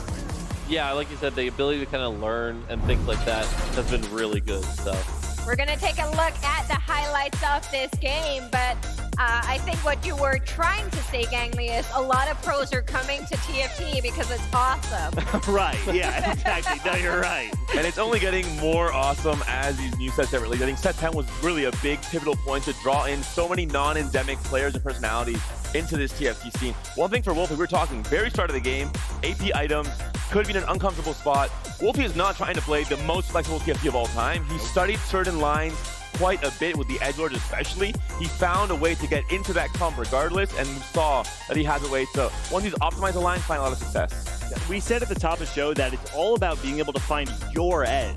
But your edge is not going to be the same as Setsuko or Disto or the best player in your lobby. Wolfie knows that if he can play to the lines he's prepped, the lines he's comfortable with, he can execute without making that many mistakes. Honestly, I know I'm repeating myself, but for me, these highlights could have just been a camera of Tarzan reacting to everything. That is so great. Yeah, I think the story of this game was really that portal, right? That portal giving everyone that extra health. We knew we were going to see some really capped late game boards. Look at the gold value of that board, right? That is definitely one of the 5-cost suit boards, that Jazz board. But then look at Zaza! Yeah, that's one of the big surprises this game, I think. Especially, I think, disheartening as a player where you have so many resources, so much gold to work with, and you're not able to actually build a board that can get you to that top 4, even maybe win the game with the spot he had earlier in stage 3 and 4. Yeah, so we get to look at these final boards here. Wolfie, again, playing that AD line definitely was something that came out of this patch, right? We saw the Viego buff, we saw the slight Yone buff, the Akali, and so now this is kind of a board that's been able to play together. The other thing is, again, we keep talking about it briefly, is the Kiana, right? Finding that early Kiana, positioning that Kiana, being able to counter people from that position matters so much, and we've seen that be a big saving grace as far as the 5-cost. I think she's kind of risen to that SS tier of the 5-cost champions. St. Vicious came out of the last round saying that he wasn't sure if he was going to fast 9 every game. He ended up doing that. We said it at this round, right? Like, oh yeah, no, there's no way he's fast 9ing now, right? And then he says, you know, I'm just going to keep doing it. Well, again, that portal health, right? That portal health making a big difference. So I think that really shifts things. But God, getting a view of that belt is so cool to look at, by the way.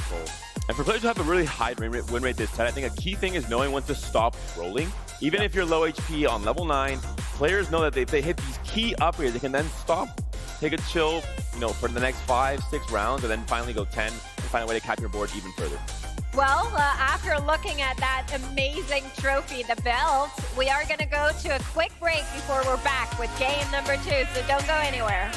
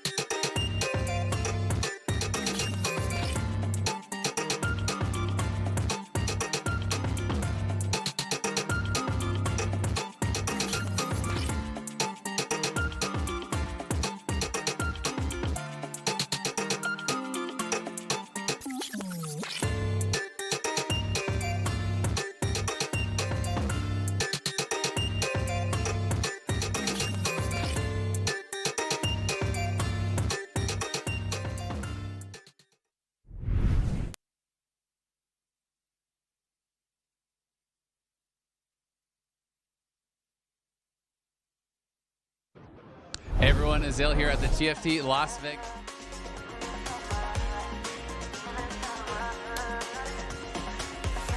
You want us back?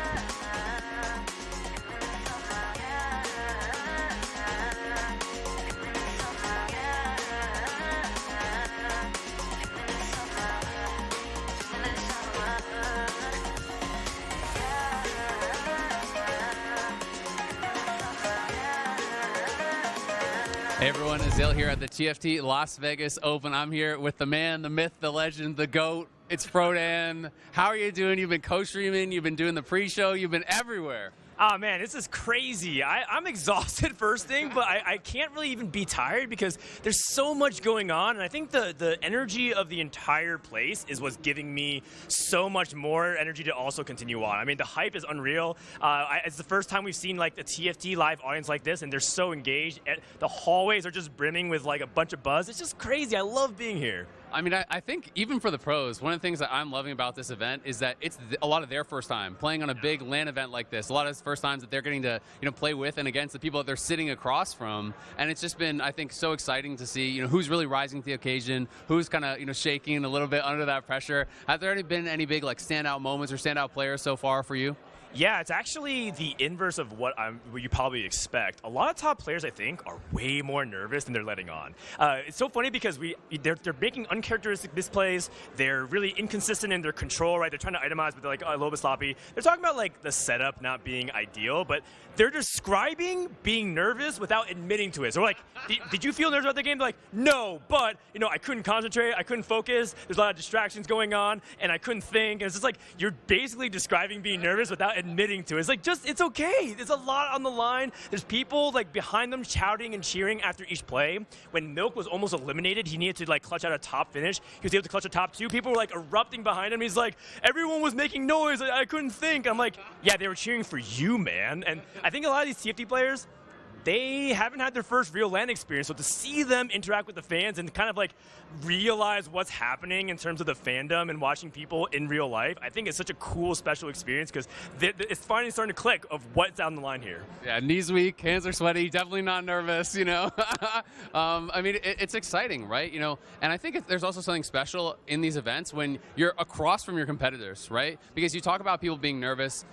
None of these players, or almost none of these players, have played outside of their own home, right? So you're so much in your comfort zone. You have your chair just so, you have your room just so, maybe you're listening to your music. Everything's a little bit different, a little bit louder, a little bit more in your face. But I think it's also adding to so much of the excitement and so much of the fun the fans are having. Talking to people, they're getting to go around and stand behind their favorite pros, stand behind their favorite co-streamers, and check out the games in a way that you wouldn't otherwise be able to do. 100%. I think Setsuko is really funny because he was talking about like, dude, I don't get it, man. There's 10 people behind me every game I play, and they're talking about every one of my plays. I can hear them. It's like, dude, I'm trying to think about the game. Stop talking about my game. You're putting bad ideas in my head. It's just really funny because like everyone's just so engaged. I don't even think these people kind of realize that the players can probably hear everything that they're saying. And that also goes to the competitors too. The competitors next to them are like, oh my God, Mortdog, why? I didn't hit anything in my roll down. It's doomed. And it's like, dude, shut up. I'm trying to think about my game. So it's like really funny because I think it's like solidifying the experience of everyone around them and understanding the highs and the lows of TFT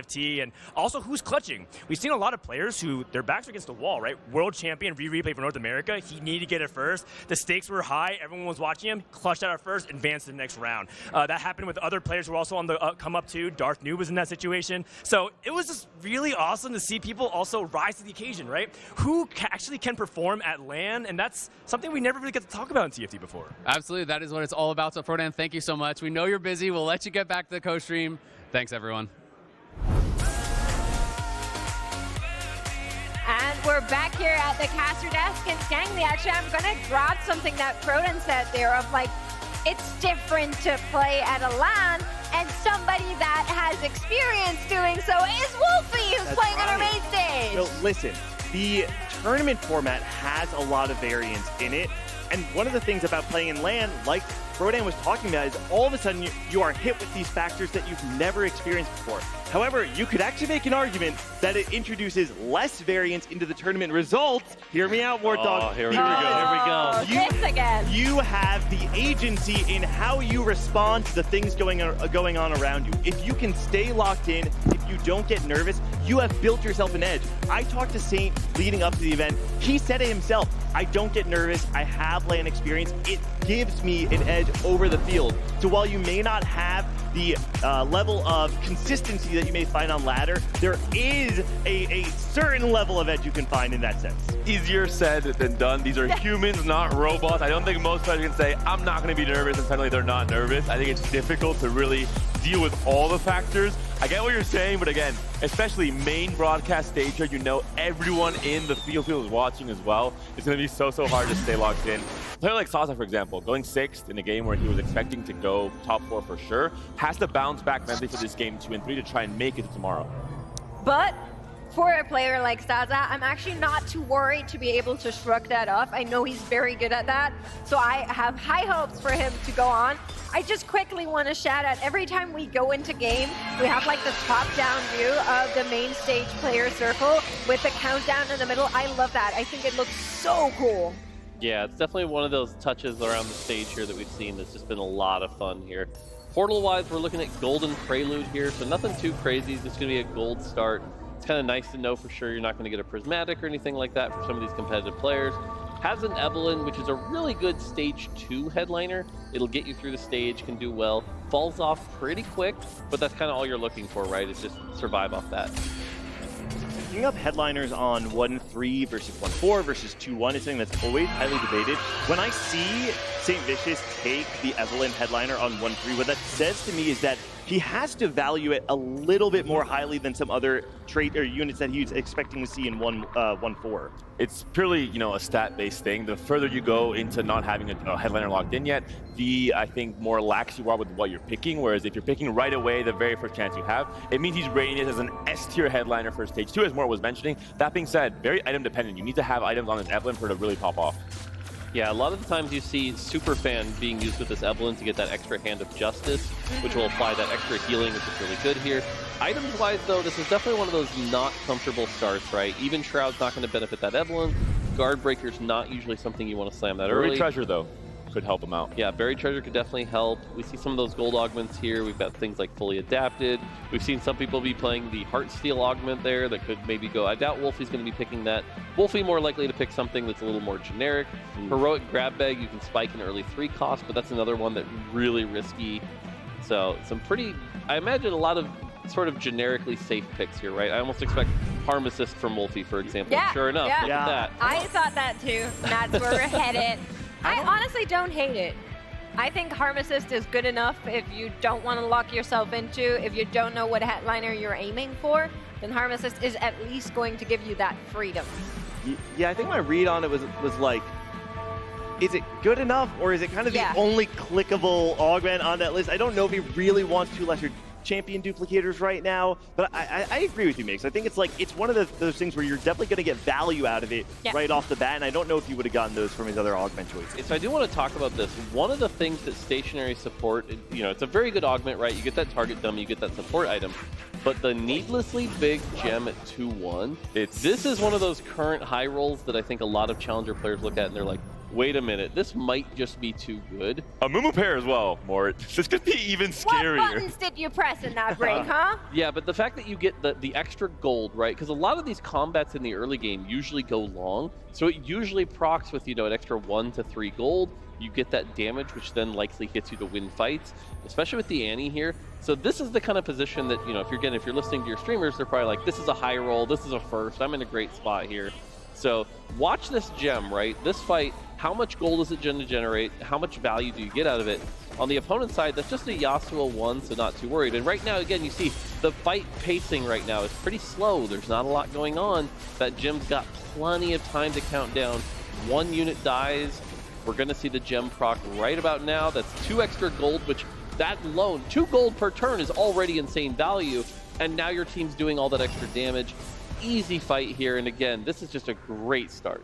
Now, what I'm always interested in when I see that metabolic accelerator that we are seeing from Flightsy there is, how are you going to pilot that?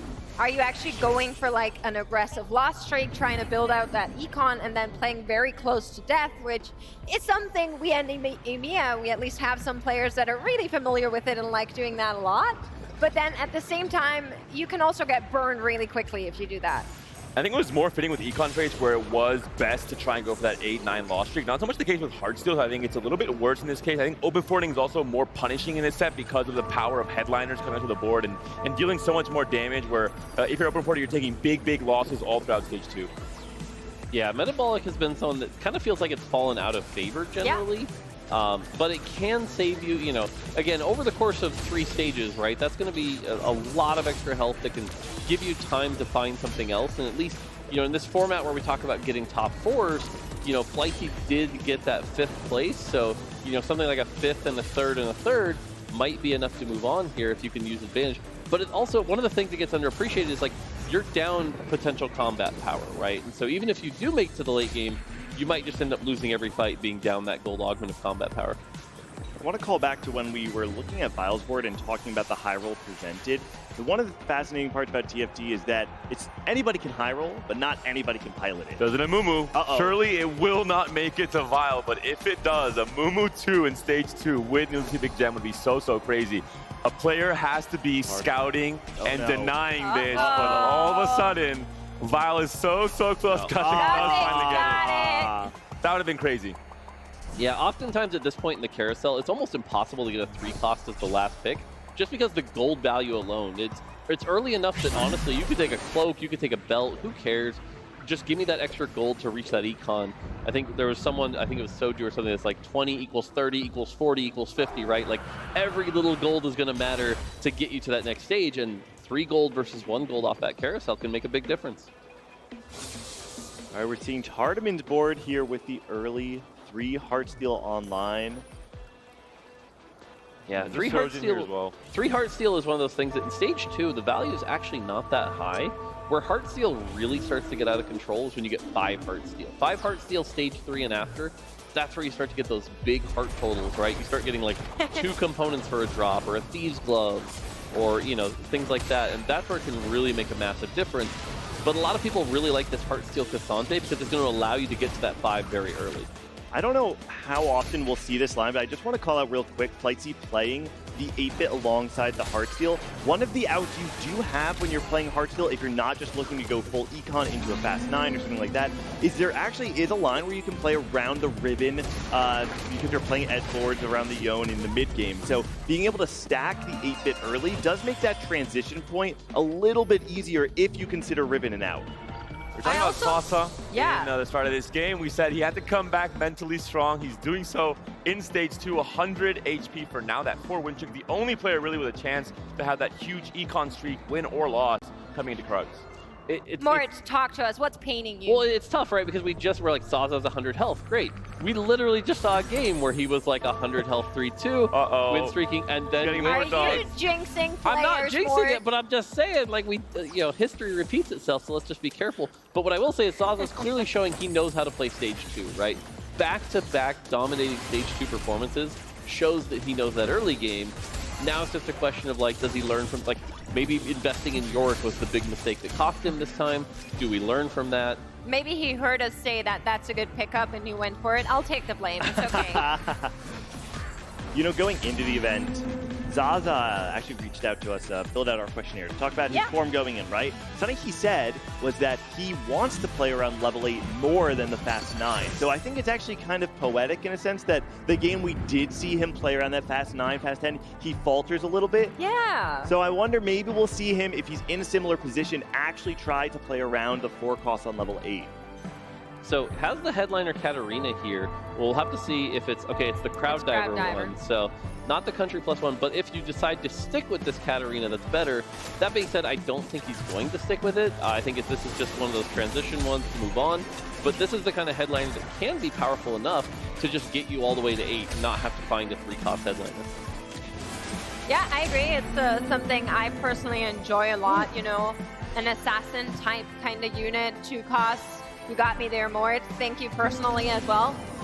You could buff it again if you were as nice to do that. For me, just, yeah, farming some hate online, but I agree. Nice. Very strong unit, and we're hopping through the boards, just looking at what everyone is on. And Saza is still streaking 5 streaks in a row as we are headed towards those augments. Would be good to get another one. It's a tough spot. Trying to maybe go 6 here, doesn't have that much econ to work with. I think he wants to see if he can still win this next fight on 5. And have to wait until the very end to see if anyone else is leveling to 6. We do see one player, Kennedy. Vile has also gone 6, so Sasa last minute goes 6. So much riding on winning this fight to recover his econ. And something I really like is that we are playing that Gragas 1. Gangly, if you remember, yesterday we heard about the right. Gragas 1. He has one in the shop. He's not picking it up. Nope, he's Gragas 1 heals a lot. Right, apparently this is something Wolfie was particularly passionate about. Gragas 1 better than Gragas 2 because the percentage of health you're healing on Gragas 1 is significantly better than on Gragas 2. So it's inefficient, Mort, You to upgrade can't your see Gragas. it, but Mort is just in pain right now. That's not quite how the math works out. I mean, okay. I'm gonna let that one late go. game specialist I saw round that. 2. Oh, Don't no. do it! Don't take it. Run it back, baby. So he's laughing, he knows. Let's see. I mean, honestly, again, with 100 health, There we go. he rolls past it. It's still the correct choice is, a lot it of the is, time. it is. Just, you can't let that swing you, but I do like the choice of, I think it's item grab bag here, getting an extra item, hopefully just keeping strong, rather than playing down an augment for a while. Okay, I wanted to talk about this before when we saw Wolfie, that he came out of Krugs with Rod, Glove. Rod is very different to kill on AD boards unless you're playing around the vest, but instead he finds a Pandora's items, which gives him a great out in order to force this AD line. Wolfie, all of a sudden, way back in his comfort zone. Yeah, so I agree. Like, if that's clearly what he's going for is like his comfort zone, that's good. But the fact that he's already slammed everything else, like the Pandora value as a whole here is really low. And so it's just kind of showing that sort of like lack of flexibility, which could potentially bite him, especially if he sees a bunch of AP, headliners in the shop and things like that, and that can be the downfall. That being said, it could also just be you hit headliner Z, you're totally fine, and life is great. So. And still another loss. It's going to be hard to recover from this. 60 HP already. Could maybe try and find an edge draw on Carousel for that 5 hard steal, but again, you've lost so much HP already. Zaza still continuing up there. He's not on 100, but on 93. Hardman, not happy about Oh no, Zaza actually lost. See, there we go. 93 did fall. No win streak going anymore, but Viola's now up there. Yeah, and it's interesting, like, you look at Saint's board right now, and the fact that he's been playing Heartsteel, but, like, what has it really got him, right? Like, we saw a bunch of gold drops. That's not a ton of value. He's level 6, 36 gold, despite spending nothing on rolls. Like, you haven't really got It's gotten him through the game. What do you mean? He's been winning. Yeah, I mean, there's definitely that combat power for sure, right? Like, that's fine. But as far as, like, Heartsteel goes, without that 5 Heartsteel, you're not really getting massive amounts of, like, long-term value. It's just some slight short-term gain. Playing off the rapid-fire Aphelios, which is definitely good, getting those kills. But again, 5 Heartsteel is where that comp really starts to take off, right? The heart multiplier goes from 1 to 2.5, and you can really get those long-term rewards. If you're sacrificing board strength to fit this hard steal in and not getting great rewards, I understand that, but the set too early on, the Sentinel upgrade as well on the Kassan setting is massive. Yeah. And the fact that I think Ezreal will be so contested on this next carousel, so many players trying to find that 5 hard steal spike. All right, looking at the carousel, we have a spatula, which can open up some lines, something like 6-8-bit, which we haven't seen a ton of today, that can get pretty crazy, especially on a Caitlyn. Is going to go ahead and take that. Spatula is very popular this set. Every time we see it, usually something that gets first picked. At this point, all the 4 costs kind of off the board. Those have gotten taken. So now we're kind of down to the defensive and rod items here. On the 1 cost as well, we talked about that gold value. So sure enough, get some defensive components here. So pretty standard gold silver game, good items, and now we'll have to see if any of these champions get converted. What does the spatula get used for, right? Is this a Heartsteel emblem? Is this going to be something else? We'll have to see. Yeah, right now it's not getting used for anything. Has to be the short-term answer here for Tartman, as he doesn't have any components to combine it with. Is going to hope to try and work with it later on. Did level here though, and hopping over to Vile, who has been on a great run. We can see why. We do have that emo disco kind of layover, which I really like. I mean, if you're not gonna be emo in the disco, where else are you going to be? Nice. I do like that we're playing the Annie 2, right? Annie got that superfan item change, which I think kind of made the Annie reroll comp not nearly as powerful as it was before. But even just playing this Annie with the Ginsus and the Shojin, knowing that it can combine with the Gem here, right? Again, we enter the Gem state, we enter the Hanny Hyper state, and now we're going to get a couple kills here. And even if we don't win fights, which we did, we're on a 5-round win streak, this is showing just the power of Annie that you don't have to play her as a reroll option. Yeah, Vile is taking this high roll that he was given in stage 2 and saying, you know, I want to angle toward the late game. Has a Sojin, has a Ginsu's Rage Blade, clearly looking to play around a strong level 9 board with items that can scale with the top end of a level 9 board. And we're seeing already a big gap in the HP totals, kind of 3 tiers right now, but really it's the Vile, Liquid, St. Vicious, and Sasa standing very much ahead, and most of these players are playing comms are going to get them into really comfortable positions in stage 4. St. Vicious still with that Heartsteel online, hoping still for that Ezreal to find a place on his board. And Sasa, who I think uses that Katarina Crowd Diver so well. The tempo option, we saw some weird items slam on her, but really just playing for that tempo game plan with the eye and the active help on with Katarina.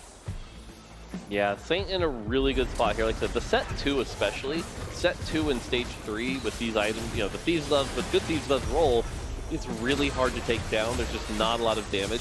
One of the other interesting things about Set is the lower his health, the bigger his shield is. So that's even more value. So when he's hard to take down, that's going to allow this Ginsus to stack up. The Aphelios is going to do big work. And this is one of those moments where people send me the screenshots where they're like, 2 people, 7 win streak, they haven't faced each other. What's going on? This is kind of BS. But right now we do have Vile and Saint both win streaking very hard. And they will continue to do so for the Wolves, because if they lose to that, I'll be very upset. But that hasn't happened in for as long as I've been casting TFT, which is a while now. So hopefully it won't start now. Looking across the boards here, though, for Vile. Do you think anyone's lost to Krugs throughout the event here so far? Oh, I think 100%. I think yes. We get to the crowd. Sure. Raise your hand if you've died to Krugs, please. Well, are you going to admit that you lost to Krugs here? I don't know. I mean, there's people who have won the World Championship in TFT who have lost to Krugs. So. Oh, sure. But this event, this set in particular with the power of Headliner, it feels like it's been really hard to lose. Like, I don't think I've seen a Dragon loss yet. You know, it's as fun as it is sometimes to watch the Dragon take down people, but that hasn't really happened here. So we're getting a look at Saint here again. Has some good items. Again, heading into this final augment, waiting to see. That is a Twisted Fate. Big spike here. That's pretty good. And a very comfortable game. I'm not going to say it plays itself, but really, I think Vile has been able to execute really what he wants to and find the right outs at the right moments. Last game we saw Tardaman play around this disco line in order to play more stable, to not cap out with a legendary board. Here we're actually seeing the inverse though, right? Vile, because he's playing from ahead, because he's playing from a high roll position, is able to use the disco line to ladder to level 9 and 10. And you said it last game, Panda, it's possible, it just costs a lot of money. Yeah, it's interesting. You look at, again, this is why I love this UI. The gold spent, right? 8 rolls, right? Like that's it. He rolled 4 times, found a headliner he was comfortable with, and used the TF. You know, maybe it could have been an Ari, that could have been fine, but using that TF, making that disco board should put him in a good spot here. And so again, we have this win streak continuing as we go into our 3rd augment. It's going to be another gold, silver, gold game. And Tardaman now down to 23 HP, a dangerous spot to be in this game too. Instapix his augments, though. We're gonna see what it is as we are moving through Phil's Gutic, picking up the Jolt Lotus here, getting that extra crit in for the AP units. And I do like the Lux as item carrier here. Oh, see, this is where I'm going to show some of my biases. Okay, sells the Lux. I like the selling of the Lux here. Okay. Lux in particular is a comp that you need Lux 3, you need 5 EDM, you need all the right items, you need everything to go well, and even then, it's okay. It's not amazing. Finds the Karthus though, see, that's really much good. stronger, That's right? what we were hoping for, though. Yep. So I felt like just having the Lux for now would be okay, but you're right, he has been losing 2 games in a row, so maybe it wasn't as okay. Right. And so the fact that he has the Karthus now should helpfully stabilize. And so right now, Vile, Saint, those are the people we're going to be watching on the win streak. See how that goes. Saint has double Ginsu's Deathblade. This is great for tempo, but I also wonder what you convert this to. Now, that being said, Saint did win the last lobby, and so as long as he gets like a 3rd or a 4th, that is a great spot to be in, to maybe just go to the next day. Yeah, the last time we were on Saint's board, he had the open double sword and the rod on his bench, and he was considering it for a long time, did not have the Insta Slam, even though it did feel like Deathblade there. It was 3 swords, excuse me, was the only thing he really could make. Obviously does end up eventually with a double Ginsu. Now, on the other side of things, though, we see Wolfie, who went second last game, now kind of in an uncomfortable 8th spot, 4 loss streak, not much econ to work with here. This is a board we've got to see get turned around. And you were talking about this earlier, Mort, the spatula being so popular, being picked up instantly from Tartman and not able to do anything with it for now. He's looking at the next carousel and hoping that he can actually transform it into something. But for now, the spatula on Tartman's board is just slammed on a unit without being used. And Kennedy also in a little bit of trouble here, doesn't have that look at headliner the online right now. Sitting on 37 HP, has a cushion to work with still in this stage 4, but really has to find and commit to a line and really develop a game plan for the rest of the stage. I'm not really convinced by Kennedy doing the Ginsu Slam 2 games in a row and then angling towards these edgelord crowd divers. It feels a little inefficient, and I don't know if it is that he's got his back up against the wall and just kind of what he's landing on, but I'm really not convinced by this slam in either game. Yeah, I agree. That feels like edgelords is as unintuitive as it is. Okay, that is a cane with a spatula. If that can get taken, that could be, but no, Wolfie's going to take that. So unfortunately, that's going to be the denial. A little unfortunate. But yeah, like, you know, edgelords give a bunch of attack speed, so you might think Ginsus can be really good. But unfortunately, the reality is they just don't need the Ginsus. They need other things like the Quicksilver or the Omnivamp, or even just like the Titan's Resolve to be extra tanky. And so it often ends up kind of backfiring in that comp. Kale's really the only user, and right now Kale is probably one of the weaker champions in the set. Especially because oftentimes when you're running these edgelords, you're often playing around the pentakill. So you want that front-loaded damage that you get from items like the IE, right? So you want to get the 5 kills as fast as possible, get that attack speed buff from pentakill, and then win the fight from there. Now, I just want to point out, like, comparing this game to the previous one, the disparity in HP totals is so crazy, and it's only like a gold and silver lobby. This is not something that has been turned by Prismatics. It's how players decide to play tempo, and you can see just the big disparities in games like this one. Wolfie on his last life, 9 HP. That's not going to hold you over. On the opposite side, you're seeing the Karthus that is just charging up on those Archangels and delivering so much damage. Zed not able to find the right target, goes back into the front line instead of onto that Karthus, and now I don't think that Zed can do the 1v3.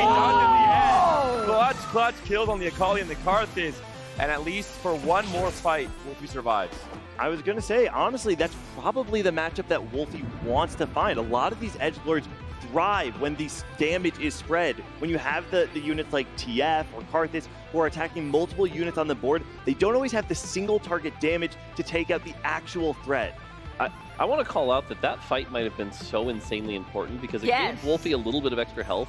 If right now we see a double elimination and Wolfie Kennedy, right, that's going to be 1 extra point, and Wolfie, who had that 2nd and a 7th, that 1 point could make a massive difference in here. I do think that's what we're going to see here. And Violet's going up against Kennedy. That is the worst person to meet right now if you're trying to hang on, if you're trying to preserve as much HP as possible. And we'll see whether or not he can actually do it. It seems like Kennedy has built up a team of superstars who are going to knock down Vile. Question is, can Wolfie hang on? Karthus cast, if it does come through, it does. Huge amount of damage coming through. The Mumu's great, but surely he can't do it by himself. Starting to look dicey for Tartman as well. All right, flip side, we got the heroes of the game. They're thriving. Yeah, everyone was able to make it to the final PvE round. They're going to get their final items. They're going to be able to build their board. And now we're going to see some big spikes, right? This is where everyone gets to put things together. We see some people have been holding gold. Usually 5-2 is where you wait. You're going to go 9 on 5-2. But Saint, especially right now, still playing this Aphelios with these great items. The $1 million question is, and this is what I'm very curious to see, Saint showing that flexibility, what does this become at the end, right? Like, you look at the Deathblade and Ginsus. We talked about how Ginsus works on Sona, but not a lot else. is there going to be something else, right? Is this a Lucian board? But not really. Lucian doesn't scale well with the attack speed right now. So I really want to see what this board is going to convert into. Or does he just stick with the Heartsteel for a little bit? Are we going to see a Caitlyn, something like that? So right now, kind of trying to figure out what he's going to do with these items here. You can see him kind of separating it out. Even more AD components as well on the bench. So really have to lean heavily into AD here alongside that Dragon Competency being slammed onto the Zac. I know we've pointed it out so many times, but St. Vicious has not rolled once. And we are at stage 5-1. Wow. That is crazy. That's great. So looking at his board, by the way, he slammed the Giant Slayer with the Ginsus. I think we're going to be looking at a Lucian with Sona. That's going to be his out that he's playing for here. On this fight, though, we're seeing the Viego versus Viego Kennedy. here. That is going to be it. Got to see how Wolfie ends up after this fight. Looks like he did win his fight, so Wolfie stays alive. Kennedy's going to fall. Yep. Tardman also on his last life as well. All right, so here comes the big 5-2 transition. Right away, Alawi right away. Pretty good. He still needs to find some stuff for these backline items, though. Does find the Ziggs. Yeah, this is an uncomfortable position here. Didn't find a Sona on the roll down. Like I said, it's going to slam those items on the Lucian. I fully expect a Sona to come in here with that other Ginsu's, and so that attack speed Sona can be really good. Has plenty of frontline right now, but the lack of damage, a little troubling here for Saint. And we're out of gold, right? We only have a little bit of gold to roll with here. Is it going to be enough to stabilize? I hate that there's still like a spatula without anything. That makes me so mad. But we're going to see whether or not it is enough for any of these two players. Tardman and Wolfie going up against each other. Only one can make it probably out of here. 5-2 should serve some big player damage.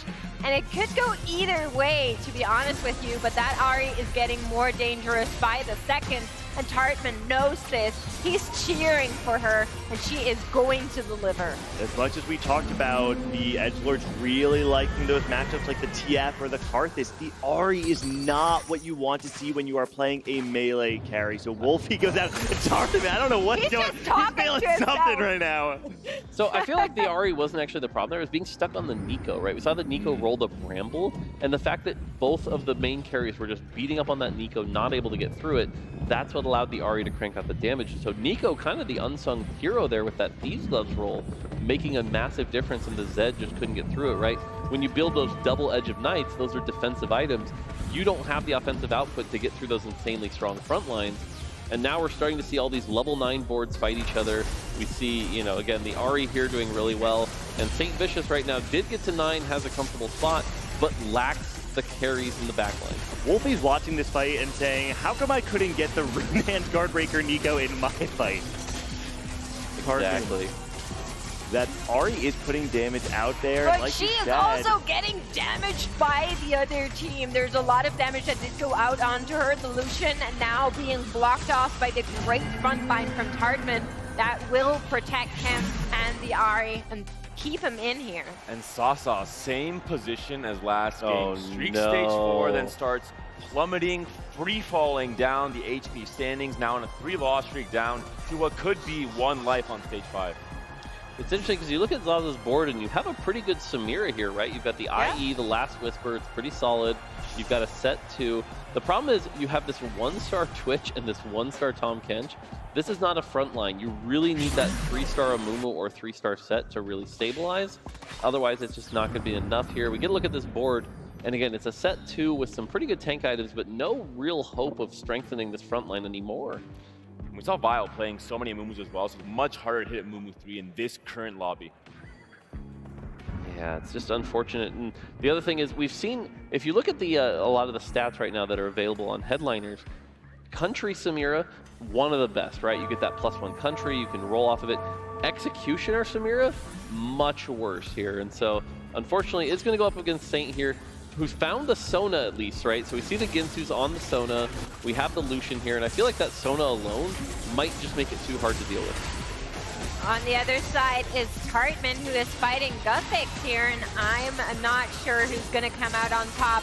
protected there in the backline, the Ahri, for a little while, but the Akali will find her, and she does hang on by just a glimpse of HP. It's not going to be enough with the next dash. She is going to fall here, but maybe that Thresh can take it out. Look at him go. Those are some hooks. Wait a second. Is doing a lock. Wait a second. No! Whew. Wow, heartbreaking loss for Tardaman, definitely feeling that. Honestly, if you're going to lose that fight, though, at least losing by 1 means you're alive, you're fine, it's not the worst outcome. 1 life is 1 life, so who cares what the number is? So honestly, it could have been a lot worse here. Saint, I think, now the one kind of on this downward spiral here, hasn't found the Lucian, has to sell the Sona to play the Ziggs here, kind of sort of desperately rolling, and so I think we ended up in this situation where we tried to go 9 but didn't hit those right carries, and now we have this legendary board that's all 1-star. He was able to find that Yorick upgrade, so the Yorick 2 is going to have TG on it, so going into the last fight, we'll see if SPS is going to be able to survive. Yeah, Tardaman not feeling happy about this matchmaking right now, and most likely going to fall to Vile, who has this crazy level 9 board, and honestly, not even at his cap yet. Plenty of room to go and sitting at 20 gold. So, and just too many targets for Ahri to go through. She's single target, there's tentacles, there's just so many units on the board here as well. It was close, but in the end, you're fighting the strongest player in the lobby. Tardaman, unfortunately, is going to go 6. Still not happy. We're seeing the reactions there. You have 1 more game to work with at the very least, and Sasa continues to plummet, now down to 2 HP. He was just looking at himself getting T-mode on the big screen. That's what he was doing, just for anybody that doesn't know. He's like sitting in a position where he can stare at this big screen here, and he was just looking at it, shaking his head. I feel like we haven't really spoken much about Flightsy this entire game, actually. He's rocking this 7 pentakill, or was 7 pentakill for a quick second there. This pentakill board and sitting in 2nd position on the overall standings. Honestly, looking in a really good spot to top 3 because you're going to assume that Vile knocks out at least 1 or 2 of these other players. I think he's waiting to see the item he gets here to decide whether to take out Super Pen or not to add him with Pentakill. So really important to have this item anvil go in his favor. Red buff comes in onto the Ziggs with the Rage Blade for Liquid St. Vicious. Again, we're seeing these fast line boards not really able to convert as we expected on the last patch, for example. Oh no. Again, really, he's just really looking for this Lucian too and hasn't been able to hit it. Like I said, at least has the Yorick here, so the Yorick can do some work. But again, the lack of backline damage just kind of frustrating. It's almost like you need the Ziggs burn to do a lot of the work. And Zaza just now found that level 8, if I saw that correctly, and is now going up against Vile, trying to throw some hands up. The backline is looking great. You have that Vex, you have that Samira 3, but the front line is what we're worried about. A Tahm Kench 1, the Amumu on the left-hand side has already crumbled. The Urgot is not going to give you a lot of protection. And here comes the entire board of Vile your way, trying to knock you down. The set is not going to hold. The Urgot is not going to hold. And that will be yet another elimination in here. But he's not the only one. Guthix also getting knocked out. The minus HP will come into play. Give Zaza 5th, Guthix a 4th. Liquid St. Vicious also taken down. All of a sudden, only 2 players left alive in this lobby. NA on top, but it is going to be Flightsy and Vile players that needed to get some big points in this game too. You don't often see that, by the way. That was 5 players knocked down to 2, which means one of them lost to the Ghost. And so we always talk about how in this set, Ghosts are a little bit weaker right now. So losing to the Ghost means one of these boards is very, very powerful. And so now Vile, who had that really good start. Now, the other interesting thing is you look at these point totals, right? Vile was the person who went 8th last lobby. So this is going to mean in order to top 4 in this game 3, the scores are going to be very close.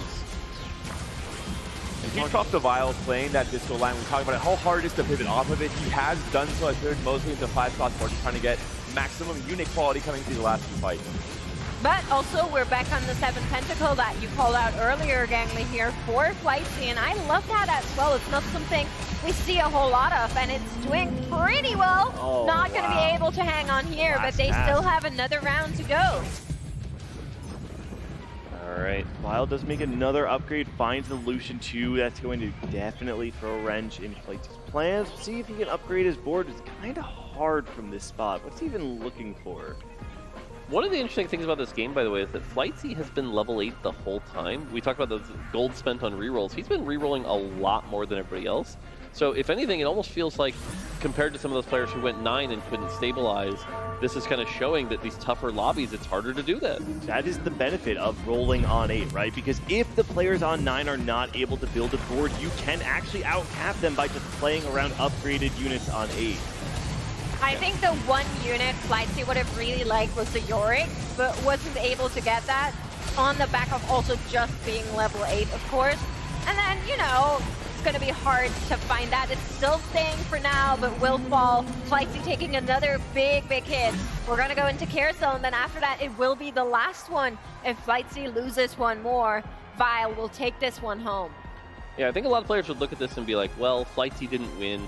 This kind of shows that level 8's not working, but I would really disagree here, right? Like, Vile, we know, had this insane opener. We talked about that. Kind of the favorite to win the lobby and was able to play around that needlessly big gem. But the fact that Flightsy got second here, I think, is just really the thing to call out here. This is an amazing second place. Played around the Viego, played around the Pentakill line. And this is a game, I think, to be very proud of.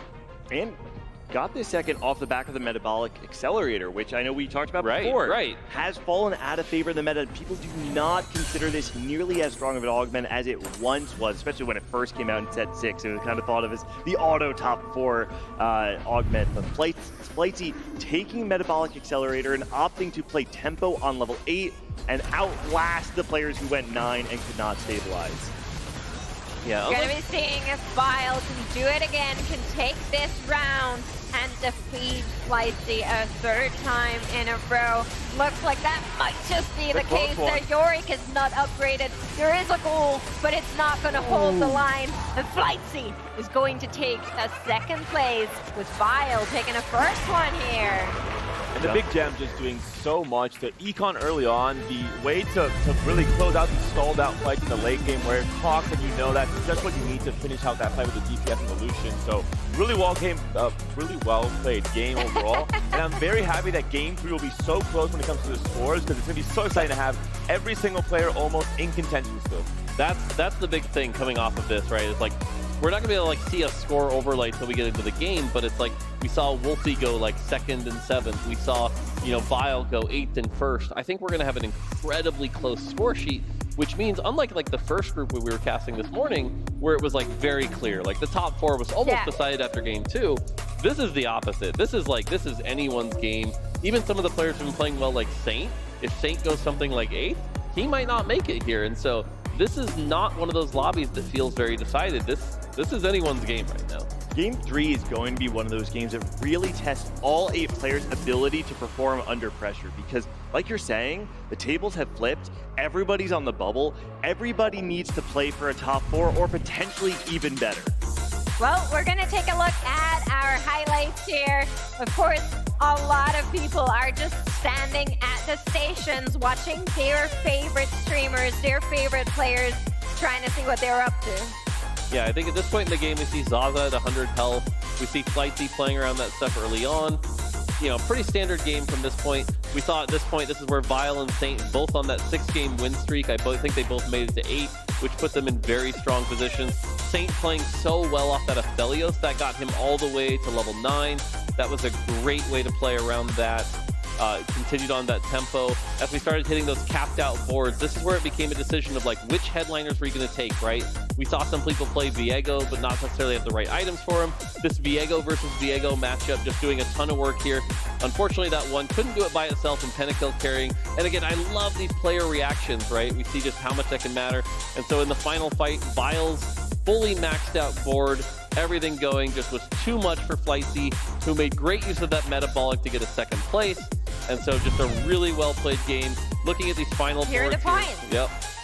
I mean, it is so close. I think Flightsy is actually 2nd place, St. Vicious in the 1st, and then Guthix in 3rd here on your point scales, but it is so open. Yeah, really, other than Kennedy, everyone else is in contention.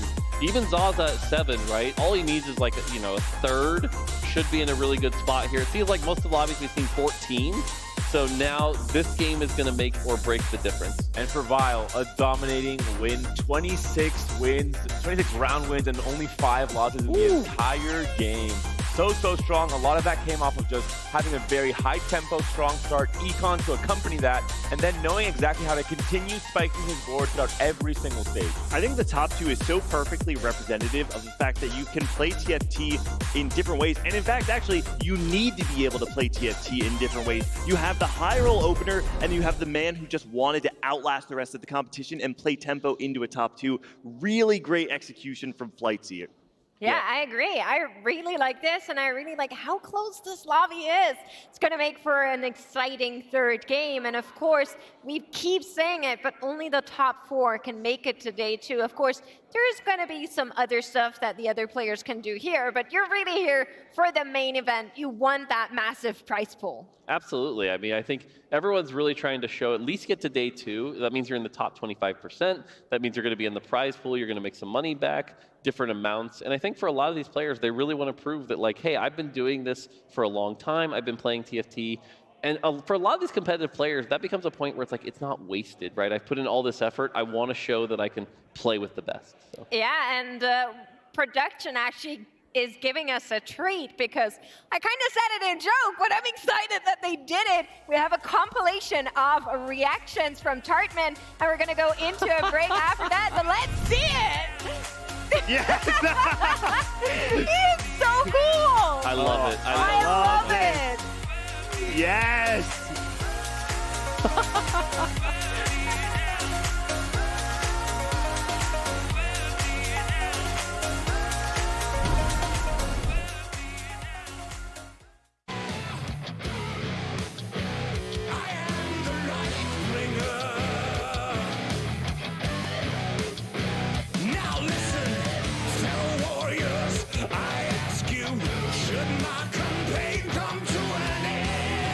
There's way more to avenge. Whoa! 15 million souls living in this realm without much hope. Not too long ago, this kingdom was a golden state of hope. Yeah!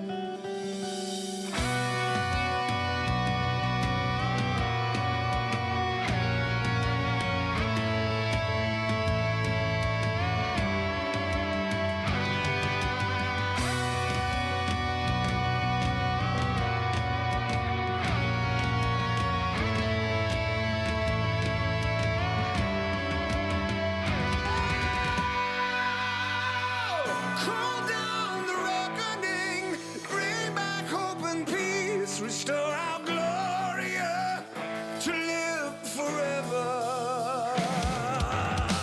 Call down the reckoning to bring back hope and peace. Restore our glory to live forever. Bring down the dark regime. I know how to unleash eternal power. Lead us to order. I am the light bringer. Yeah, I'm super excited. I've played TFT since set 1, the beta for set 1, literally day 1. The other major like in-person tournament besides like, well, not even Worlds has been in person because of like COVID and everything that's happened since. So yeah, like we had TFT Summit, which was just like a handful of streamers and players to get together in person. And that was one of the most fun weeks of my life. So I'm excited to bring it back. This is basically going to be the same thing, and I'm super excited for that. Just to compete in person, hang out with everyone. It's a way different experience playing like next to people than online. So I'm super excited. Yeah, I agree. Raiders actually has it figured out. We're going for the same vibe. You have all the great people here, and we do want to check out what was happening with Taro, because there was a little bit of a magical run I heard, was on 20 or 30 HP, knocked down all the way, and then came back up to second place after getting knocked out. But we're gonna take a look here and see how that all went down. All right, Robin there looking real intense here. So you kind of look here, Robin at 100 health, has a pretty solid board here, playing around that Kaisa with a Deathblade, really good start here, using that Superfan as well with that Kennen. Kennen, a very popular early headliner, doing a lot of work here. Everyone playing so intensely, and again, I can't stress enough how much it is cool to see in person. Malala, 85 health here, dominated the lobby. Look at that health difference, 85 to 44. Really just in a great spot here, but Taro on that 4-win streak like you were talking about, now on an 8-win streak, 32 health, turning it around. Top 4 here, Malala versus Taro. I mean, you see Robin Song's even taking the 8th there, right? Yeah. So you see Malala Taro making this great comeback, but This man, is it, though. Oh, what a win here. Wow. Taro Just making keep the run going. all the way.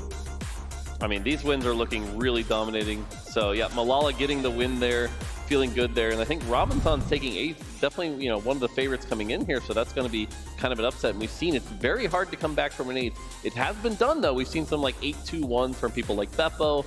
So can Robin come back from that? To be the Robin Song's apologist for a moment, you know, for a long time people thought of Robin, and for good reasons, as a top 4 player. However, in set 9.5 and set 9, he really was this first or 8th player, so he's capable of getting the first.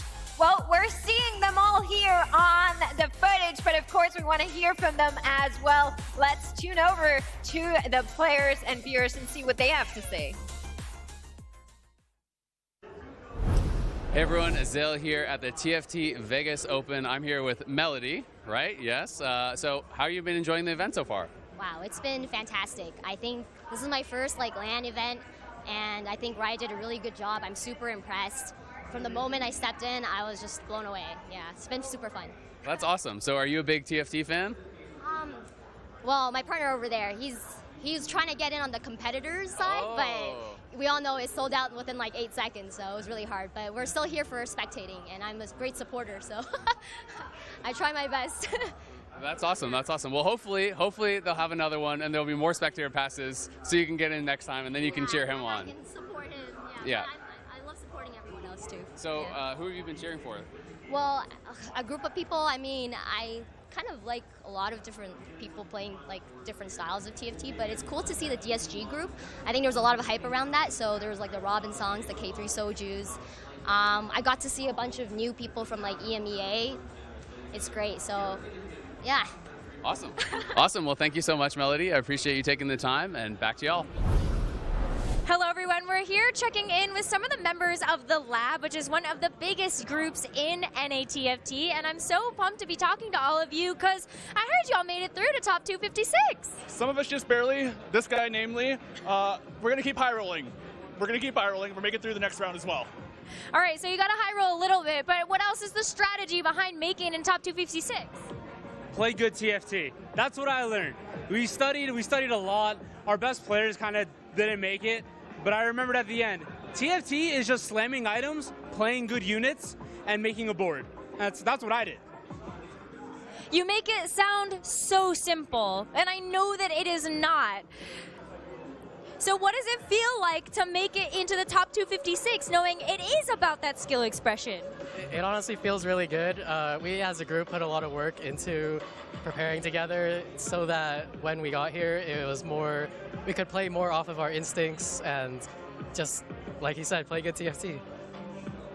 And last but of course not least, you're also making it into the top 256. So how does it feel to not only make it that far, but also with a whole group of your friends? Oh, it feels amazing for sure. I feel personally, I feel like I'm not confident enough, but I'll give it my best shot and see how it goes. Well, you've got a group of masterminds all beside you, and it's so nice to see all of you supporting one another, especially for a group and for an event just like this. So congratulations to all of you, and back to you.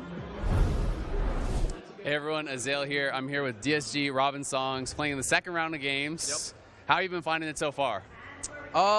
Pretty good. I mean, the first lobby, I cruised through it, but then I just went 8th this lobby, so I'm in a tough spot right now, but we have 2 more games, so you never know. 2 games to bounce back.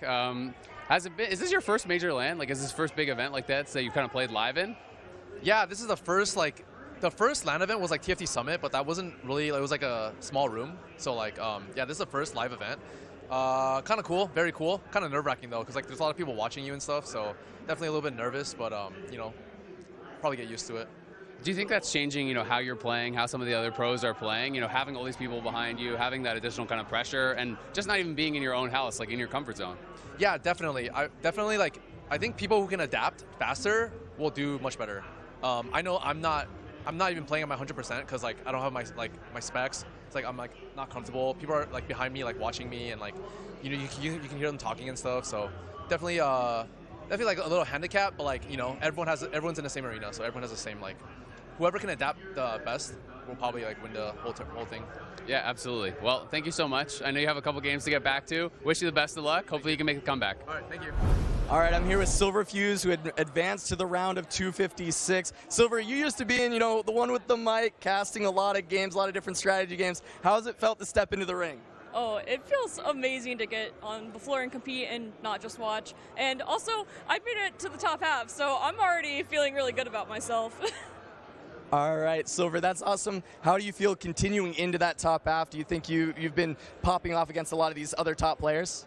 Well, my first lobby went really well. I went 2-6-1, and this last lobby, it's really hard, and I went 8th. And so I was kind of down, but then I thought, you know what? I went 2-1 earlier. Like I can do it again, but this lobby is a lot harder than it was before. All right, absolutely. We'll see if you can adjust to the lobby tempo, but for now, we're going to send it back over to the desk. Thank you to our floor hosts out there. They're all doing a fantastic job. And we were all kind of smirking a little bit at the comment from Robin there, just talking about, you know, what Froden had said earlier. It is a little bit the nerves as well. It is playing in a LAN setting. We are getting ready to bring you that last game of the day that is going to determine who makes it to day 2 in the competitive format, and the stakes are high. I think also from Silverfuse at the end there really encapsulates how much more pressure and how much more skill there is in this next round. We're seeing in the main broadcast as well, there's no longer 4 players top 4 every single game. Instead, we're seeing huge amounts of parity across all 8 players, and tomorrow, I think even more so the case. Yeah, for sure. I think, you know, we're seeing in this final round as players are even loading in right now that the pressure is on. And if you're going to step up at any point in time, it's going to be in this lobby right here because almost every player is on the bubble and they all have a chance to make it into the final day. This is your chance to show up for the tournament. Yeah, for sure. And like I said, I really like that point about how everyone, you know, the competition's getting harder. The other thing that was nice there was we had 2 players who went 8th their lobby, but we're still in high spirits. And I think that's the other thing about being here. Sometimes when you get in your own room, you kind of get in your own funk. But, ooh, Scuttle Puddle. This will be a fun one. Fan favorite. Whew. Look at this intro. Great. I run this arena just to see the intro every time. I think it's so great. But we're going to hop on board with Flightsy here. And actually, Flightsy has been a player that really impressed me through the first 2 games here in round 2. I completely agree. I mean, I said it before. I think Flightsy was not going into this lobby as one of those top 4 favorites. He's a known personality, a known person in the scene. But I think people may be sleeping on Flightsy a little bit. As he showed in that last game, he's capable of making these lines that are able to get you to the end. And it honestly did a fantastic job taking advantage of the players who did not hit. Has this Corki, which we know he's playing till stage 5. We didn't see that enough in the last heat of games. This is a very strong headliner. So this is an important thing to do in Scuttle Puddle, right? You want to make sure here you can hit 10 to at least get the option. And so because the Scuttles don't fight back, you can just throw in a single ranged unit. You can be fine. If he drops any additional gold, I kind of imagine he's going to buy this Corki.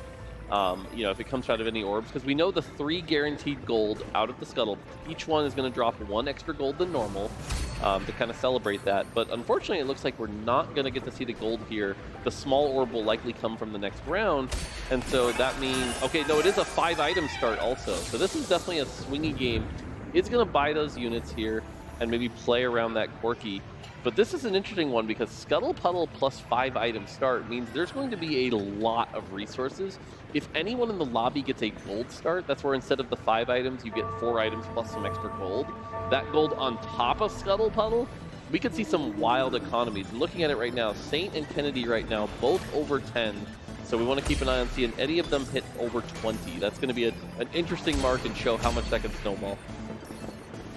Yeah, the gold is coming in, racking up, but doesn't seem like the 20 is really possible. Gonna be gold augments to start us off here, though. We're gonna be seeing what players pick up. A couple of quick picks. Yeah, there's some fun ones out there. Cluttered Mind is an interesting one. We see Heartthrobs again, which we saw get played a lot in the early, but I don't think it's going to be picked here. Cut Above can be nice with that extra Deathblade, but it does lock you into a specific style. So again, and right now we're at the point in the tournament where a lot of these players are going to favor things that don't lock them into a specific comp, right? They're going to take some extra resources, take a generic item. So how are we feeling about the idealism on Vile? I feel like that's oddly specific for a very first augment pick.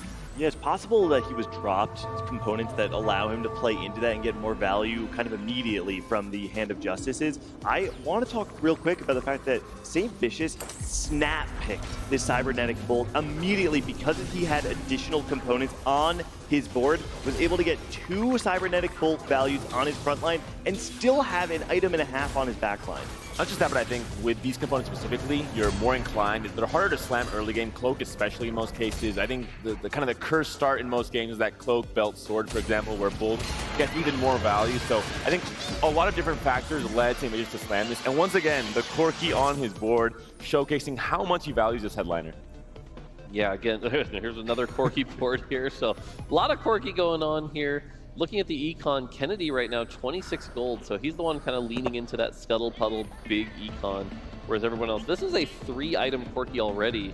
That Idealism going to give it extra damage. So this is great. As long as you have a solid front line to support this. Now, the one interesting thing is this is the 8-bit Corki, which hypothetically, if something goes very, very right, could lead into an option where you get a spatula and you go that 6-8-bit. That's a really interesting win condition. But that being said, we know the Corkis are pretty contested right now, so it seems relatively unlikely, but an interesting thing to consider. Going up against Flightsy here, but only one Corki can reign supreme, and like we were saying, the 3 items and the Idealism are kind of knocking this one in as we are stepping across boards over to St. Vicious, who's also going to find the win with his Corki against the other side of the board. There were a couple of Evelyns on the bench. Everybody's just grabbing whatever they can find as we are headed closer and closer to that carousel, but I'm not seeing the 20 econ pop up just yet for other players. So I want to talk a little bit about the human element, and I kind of feel it on the cast here, right? It's been a long day. We're kind of being a little slow in our responses. But the same is true for these players, right? Some of these players have been playing since close to noon. You know, we're on like the 9th game here. A lot of these players, normally when we do these events, it's like 6 games and you're done, right? And it's within your comfort zone. It's within a slot. You might be getting good sleep. Right now, a lot of these players might be very exhausted, you know, and so we'll have to see if like that affects, like, do we see some mistakes that we're like, wait, why are they doing that? Are they getting dizzy? But again, that's one of the interesting things about this is, again, out of your comfort zone on game 9, a lot of these players are tired. I mean, let's be honest, a lot of these players are used to like grinding back to back to back to back on ladder. You're not wrong. You're not wrong. All of these guys are proper nerds. Come on. But so different to grind ladder at home where you can take small breaks, you can go to the bathroom, you can disconnect for a few minutes. In this setting, I think you get so much more drained mentally and it's so much more taxing because you know the weight of every decision. That's true. Yeah, I think that makes a big difference here, right? Everyone's kind of got everything's focused. You know there's pressure. We've heard the players talking about it. Even Robin kind of admitted, like, yeah, I'm nervous. Like, this is not what He I'm didn't used say to. that. He said he wasn't as fast to adapt. That's right. I want to take a second and circle back to the game here because we do have Wolfie once again looking to play around this AD line. We saw the Crown Guard, which Panda, we talked about in the first game, right? That's the best way to kill those early rods. He's not only able to just get the Crown Guard, but he has his IE, which we talked about more when you're playing the edgelords, playing the front-loaded damage. Obviously, Wolfie is really trying to lock into his comfort zone. Talking about strong starts, we saw the last game from Vile, and Vile running it back in this stage 2 has a headliner Senna, has an Akali already on this board as well, looking so scary. Yeah, that is a strong board that looks really tough to deal with here. Vile with that Senna. We've seen headliner Senna be kind of the favorite of the early game, you know, the stage 2, if you can find this. Usually gets you all the way to level 8, as long as you can find the Aphelios, right? You need the 2 rapid fire to get that 10% attack speed. That can make a massive difference here. Also, is that a level 6 player on 2-5? Is that what I'm seeing? Yeah.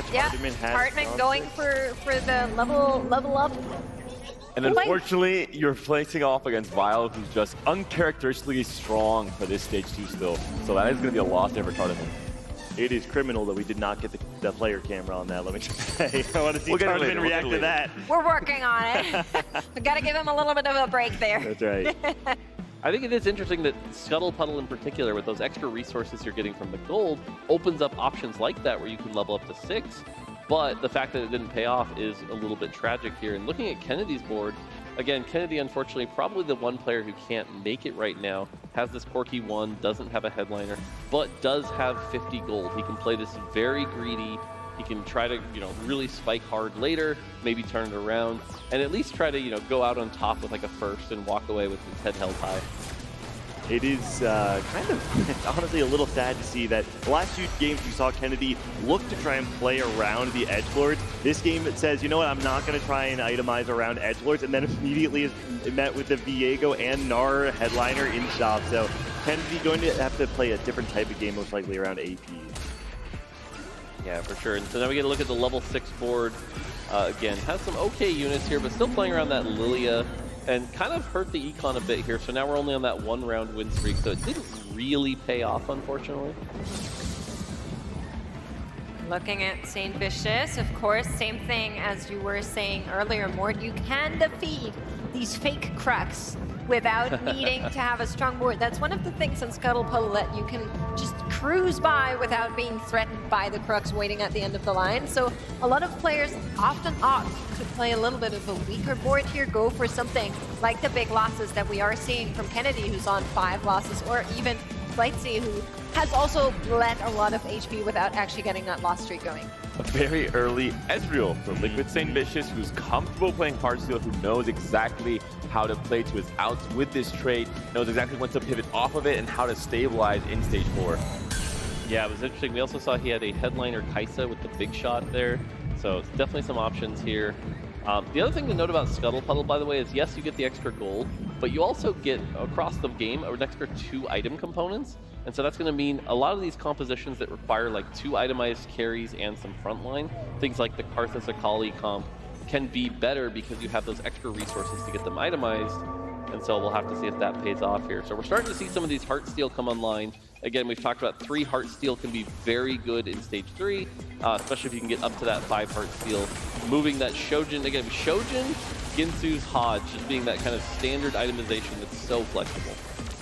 Yeah, a lot of these players looking to try and stabilize around those level 9 boards and tap out high. And yeah, like you're saying, Sojin Ginsu does allow you to do that because it allows you to play so many different units to ladder to 9 on 8. That is really where that strength comes from. Guthix looking to try and take a really nice loss. Oh, so close. Great loss for Guthix there. On the other hand, St. Vicious taking the win. Oh, we're getting prismatics. About time. Let's go. Endless Horrors up top. Yeah. Yeah, there's also a final reserve for Wolfie, which can be something if you want to try to take that big risk and swing it around. We do see a couple Endless Hordes options still on the board here. Maybe the case. Vile puts it up. Yep. Wolfie rolls past the final reserves here. Ends up going with, I think that was the diamond hand ones. There's some lucky Hardman gloves still options. considering. All right, so we get a look at the augments here. Again, a lot of pretty standard stuff here. 2 diamond hands. We've got a Radiant item, the Radiant Thieves Gloves. Both Zaza and Flightsy, I really like this augment. The ability to get the Bramble, the Dragon Claw have a really strong front line. So looking at Vile did go Endless Hordes here. So we've got Endless Hordes going on. We've got, we've seen this be successful today. Yeah. So this is, the other thing about this augment is this is going to do a lot more player damage, right? Every time you win, you're up a bunch of extra units. That's going to accelerate the pace of the lobby even more, to the point where Fast 9 might not be a thing. And it's also a unique way of pivoting this Hodge onto the Akali and off of Ascent. I think to do more on the Akali here as well. So kind of that extra silver lining on a reason to go for this strategy specifically. We see the 2 Sennas on the board here as well. Once again, Vile becoming the boogeyman of this lobby very early on. Hardman going early, level 7, unfortunately does take another loss there. On the other hand, Flightsy, who had a lot of money going into stage 3, looks like he rolled down on 7 and is able to land on this headliner, Samira. So it's interesting you said he rolled down, but like, oh, if you look at this UI right now, that says 2 gold on roll. You're right. I think he just power leveled to 7, pressed roll, saw Samira and went, all right, let's go. That's what we're doing. Which again, like that's kind of what peak TFT can be, right? If you're willing to just kind of look at that and go, all right, let's make it work, you can do some really cool stuff with that. And so, we'll have to see if that goes well. The other thing I want to call it is Vile went 8th the first game into a first. If he goes, strong finish again here, I really like these stories of like, yes, it's a 3-game sample size, but 1/8, keep that mental strong, turn it around. Those are the really cool stories to see. I agree. I think that was Silverfuse, what she was saying. I mean, I've done it before. You've went from an 8th to a first before. Why not do it again? Exactly. Got to keep that mindset going. And for some of those players like Vile, that's exactly what's going on here. Flightsy is going to take yet another win here, trying to reclaim some of that HP that he has lost early on, as we are going to go into the carousel. Do have a Thresh here, which would be good for the Samira player. The Disco package as well, both the Blitzcrank and the Twisted Fate. We saw quite a few players, Vile in the last game, using Disco as a way to go Fast 9. We saw Tardaman in that first game also using Disco to just have a way to stabilize on stage 4. Yeah, Tardaman, by the way, we see his Radiant item did get the Radiant Red buff. A very powerful item, not really as big of a boost from the basic red buff, but overall still gives that extra burn, that high amount of attack speed. And so if you can put that on a really powerful champion, that's always the question with these Radiant items. Can you get them on the right champion that can take advantage of those elevated stats?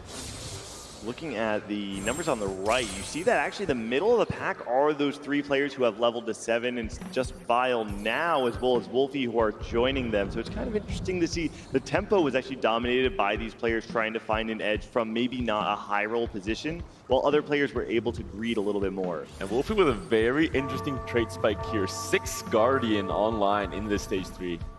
It's 6 1-star Guardians apart from the cannon though. So you're not getting that much of a health boost until you 2-star those units. We'll see if it's enough though. Every time I see like a vertical tank spec, I think back to like Set 6 World Championship, and I get a little bit of like a PTSD moment. The 8 bodyguards, not quite 8 bodyguards with a 6 Guardian, but you can dream. It's just, it feels the same way every time I see it. I know it's not as threatening, but I mean, why are we going for the vertical tanks? What's going on? The thing to call out here is that 6 Guardian buys so much time for this gem to proc, and I do like this line.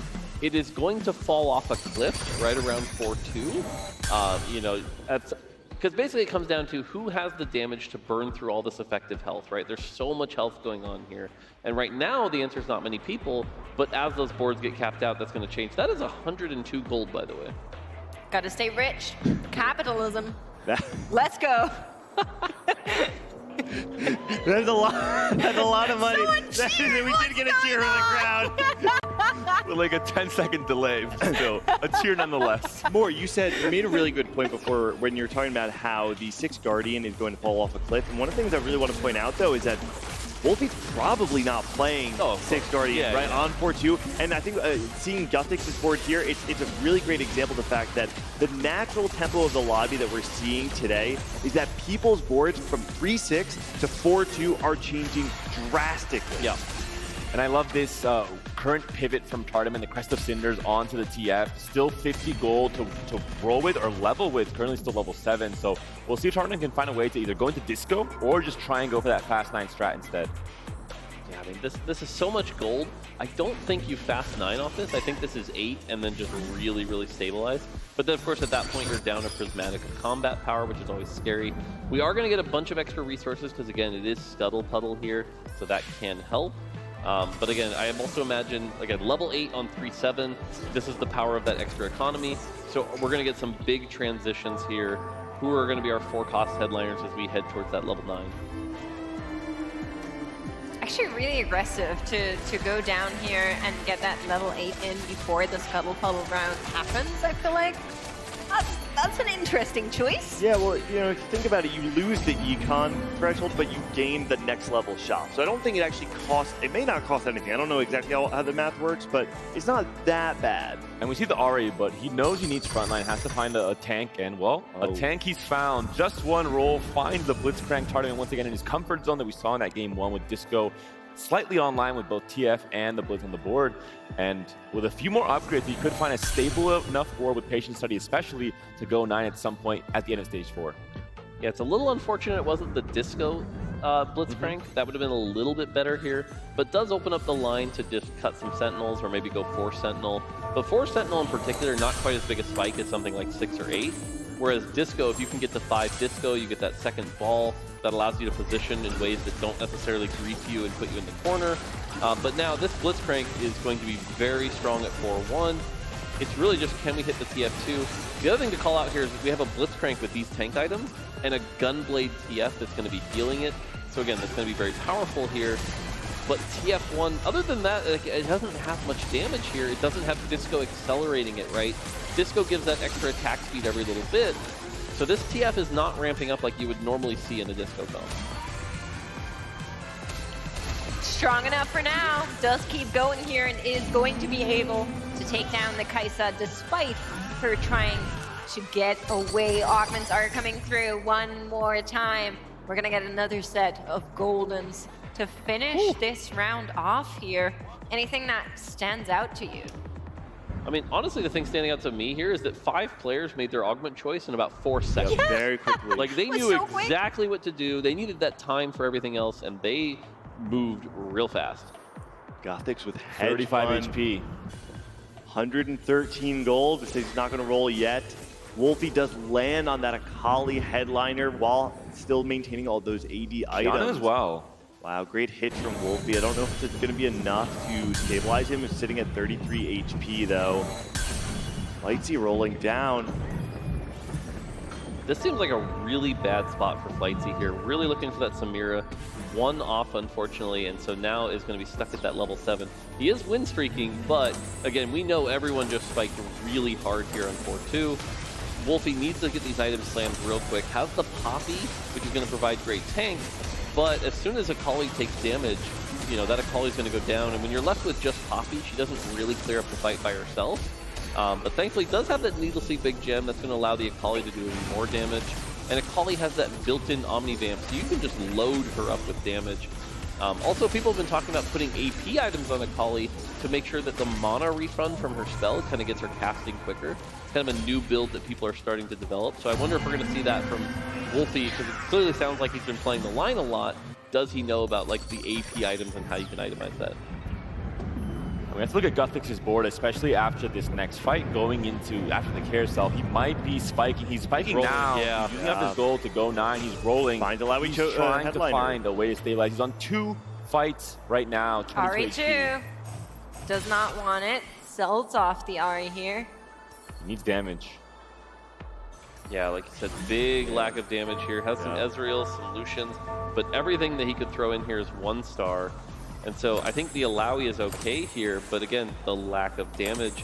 And at 22 health, we do not have a lot of turns to stabilize, right? We need to get this on board. He's going to put the items on the Akali, but this Akali with these items is not going to be that great. You're almost counting on Alawi to just kind of do damage through attrition to win these fights, rather than an actual carry. Yeah, that Akali is She's just tickling trying. the back line. But yeah, the Alawi is still alive, but there's a lot of things left alive on Flightsy's board. There's still this 2-star, a Mumu entirely healed up, Samira not taking enough damage. It looks like Flightsy's going to be able to take this one.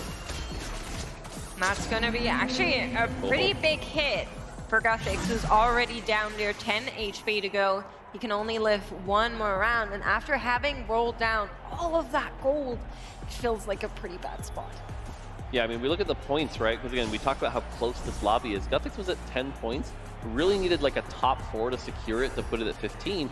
Obviously in 8th place here, that's going to be the end of today, and that's going to be the end of, you know, Vegas. And so to go 6 games and just kind of go out on an 8th is going to be a little rough. We'll still allow him to come here. He just can't play in the main No, you have to leave. You have to leave now. It's weird. The audience got really small on day 3. I don't know what happened. Let's see, any transitions going on here. Flightsy's still trying to find that 3-star Samira, unable to find it yet. Hopefully stable enough to buy himself some time until he gets there. A little bit of a transition going on Zaza's board, though. I think with Solid, been so many decisions to be made here. Itemization, especially the positioning of these units as well. This is a little okay, but we have 2 players here, both playing 3 costs and both just not quite being able to hit it, right? We're seeing 8 Samiras, 7 Urgots, 7 Amumus, 7 Yones, and it's just not coming together. Meanwhile, here we have this board, and I still don't see much damage, right? We're playing a Kiana 1. Kiana 1 hitting an itemless Mordekaiser, not spreading out that value quickly. We do at least have the Ginsu Sona. That's going to provide some extra damage that'll just kind of be generally applied, which is really good in the late game. Up against, Caitlyn is stacking up. She is getting those shots out slowly but surely. That Rage Blade is getting more and more stacks, but it's coming a little bit too late here for Saint Vicious to maybe try and do something against Guthix. He is going to be able to hang on despite the Lucian trying his worst to miss her. He is going to be able to finish her off. If that last cast came through from the Caitlyn, that could have been the end of the fight. Maybe And the player cam too. Yeah, Mumu here is taking more found dog. for Flightsy. So important. A massive tank upgrade, especially with those items. A Mumu will survive so much damage.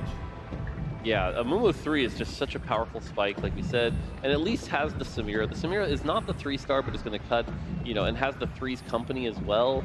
That's going to be providing so much health here.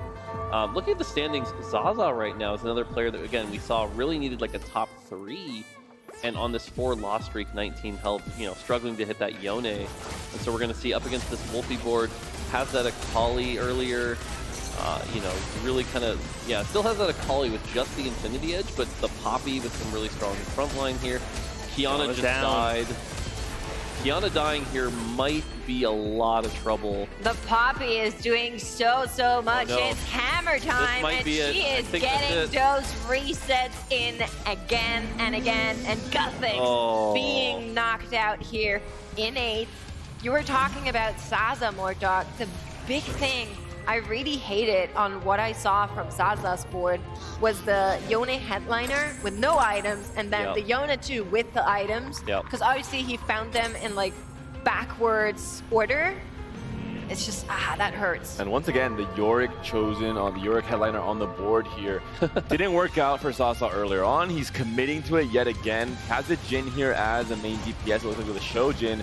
Will it be enough? 5 loss streak for now. It seems like every single time the late game is not going Zaza's way. No, so this is actually Saint Vicious. I know we have Zaza on the player cam, but it's Saint Vicious. I was saying that's a huge pivot from the Yone to this. That was a big pivot. That was a big pivot. That's not what's happening. But Saint Vicious, you're right. On the 5 loss streak, not the Saint Vicious we have seen up to this point in time, and he is on his last legs with only 14 HP. Now the good news for Saint Vicious is I believe he is the one player that I believe had like 14, he's 14 points. 14. So even a 7th here puts him at 16, which means he's probably still comfortable and okay. So hopefully not too much stress for Saint. Flightsy, on the other hand, does find that 3-star Samira. Is honestly in a good spot. Flightsy, I think, is at over 50 HP now as a 3-star Mumu and Samira. This is a position for Flightsy to top 2. Yeah, we're starting to see the boards come together here. Saint going up, what could be his hypothetically last round here. Feels like he didn't really get much damage here. Trying to play around the Sona to hopefully carry. The Sona is doing a lot of work, and that front line stabilized a lot. He wins this one. Yep. Ain't no way he's losing this. The front line has crumbled. The back line has crumbled. This board did what it was supposed to do, and Zaza also able to hang on here for just one more round. Wolfie, though, knocked down to his last life. Zaza hits the Yone 3 alongside 6 crowd diver. Huge spike for Zaza, and it could possibly be enough for him to swing the fight in his favor and potentially make it to the next cut.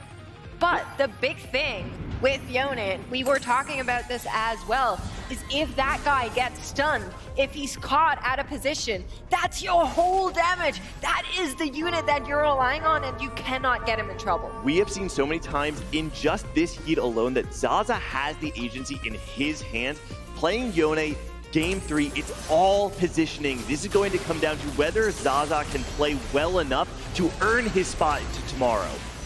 Wolfie also fighting for his life. 8 HP, 50 gold here to work with. Level 8, trying to go 9. He knows that's his next spike. Oh, no. Relying on just the Zed and the Poppy here. Wolfie! The gem procs, but it looks like there's not enough follow-up damage.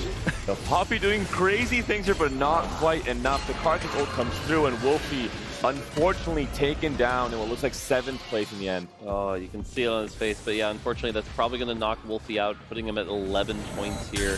And so again, we saw how close the standings are, and so right now it seems like Guthix, Wolfie, and Kennedy are our players right now, kind of on that bottom of the ladder here.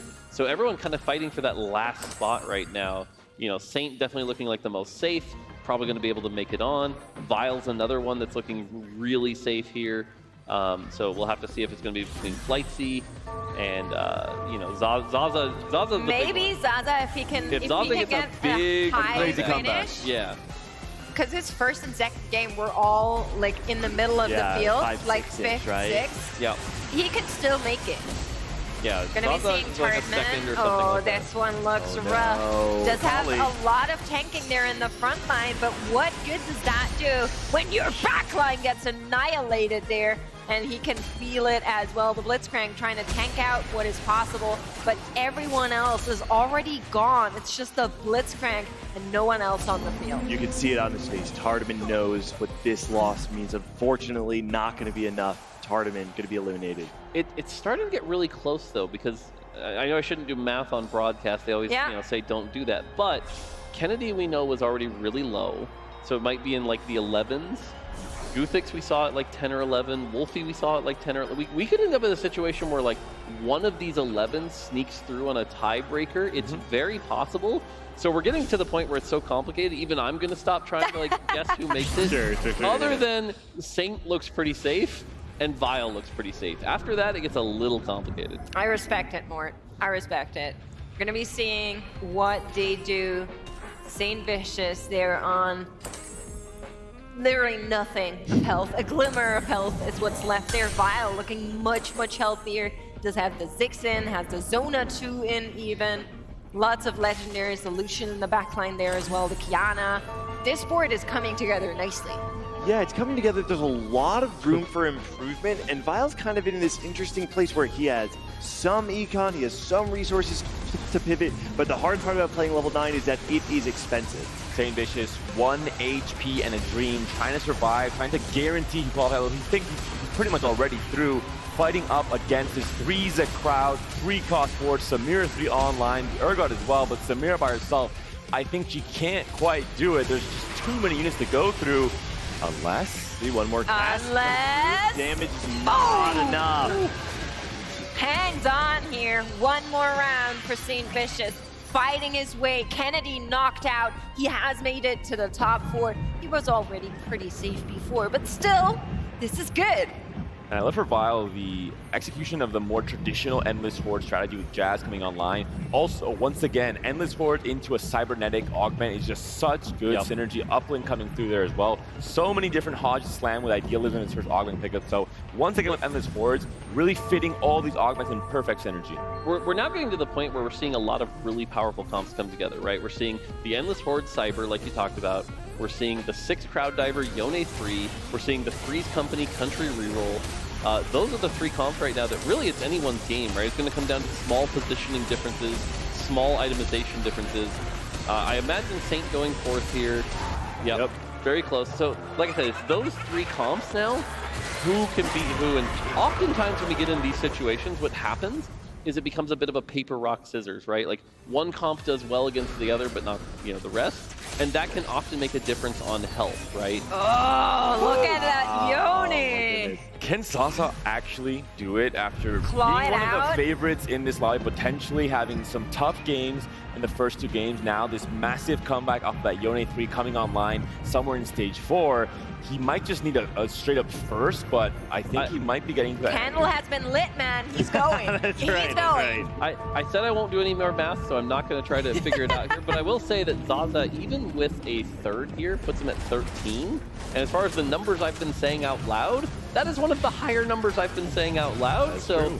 Zaza looking pretty good here. And again, we already did it. Saint and Vile looking strong here. Flightsy's another one. If you talk about 11 plus, 6 here, Flightsy's probably made it.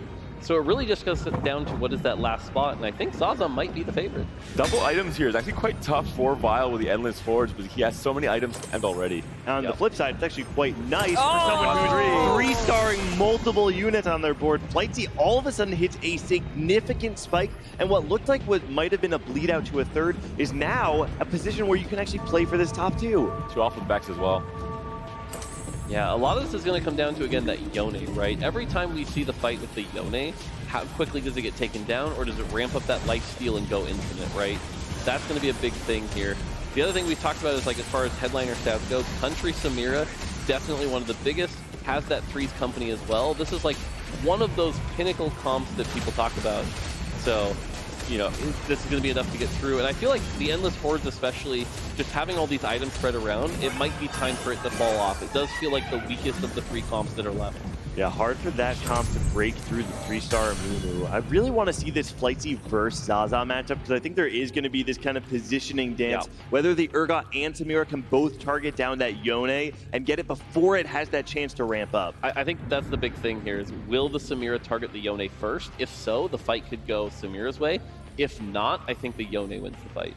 I think there are so many good units on Zaza's board that he can kind of figure out, play around to try and avoid that situation from happening. Even the tentacles that he has from the Illaoi that can help him to kind of put a body in the way, trying to get the board to move in different directions. And you can see it here, the Yone, he's just cruising through this board.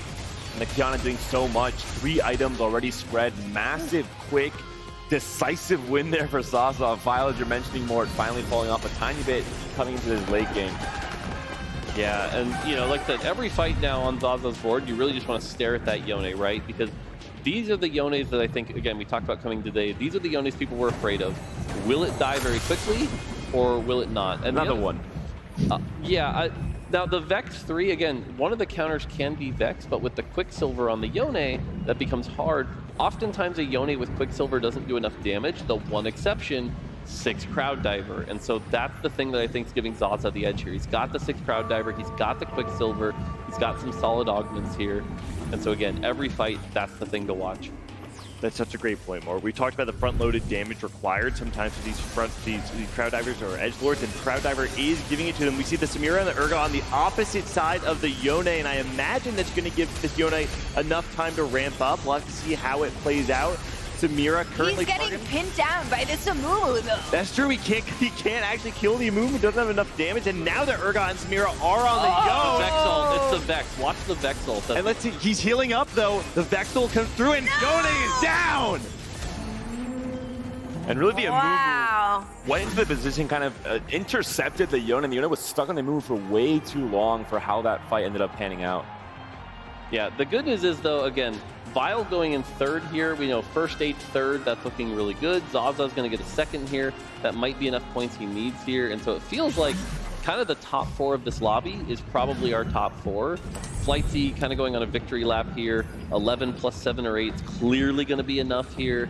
But again, this is kind of the counter to Yone, right? As soon as that Quicksilver faded and the Vex stun hit, burst it down, that's the end of Yone. And so that's kind of been the Yone Achilles heel.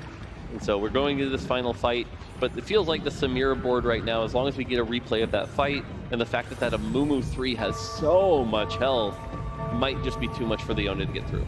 And this is a really kind of tricky puzzle that Zaza is trying to figure out with where to put the Yone so he doesn't get triggered by the Samira, the Amumu, or the Urgot.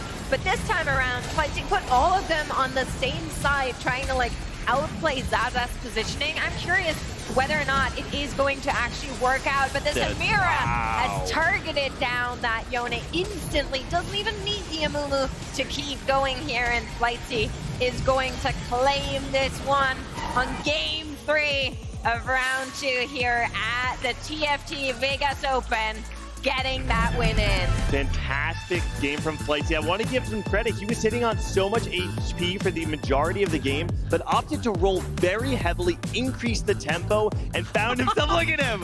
Look at him. Let's go, Flightsy. Finally, the burst of energy comes out. Oh my goodness. You said it's a long day, but yeah, you know what? When you have a moment like that and you clutch it out, you have to imagine you're feeling some more energy. And both times, I think game 2 and 3, Flightsy had that stage 4 that was looking a little bit dubious, a hard position to navigate, finds a way to stabilize, gets that confidence both as a player and I think on his board as well. And again, another good result in this game 3.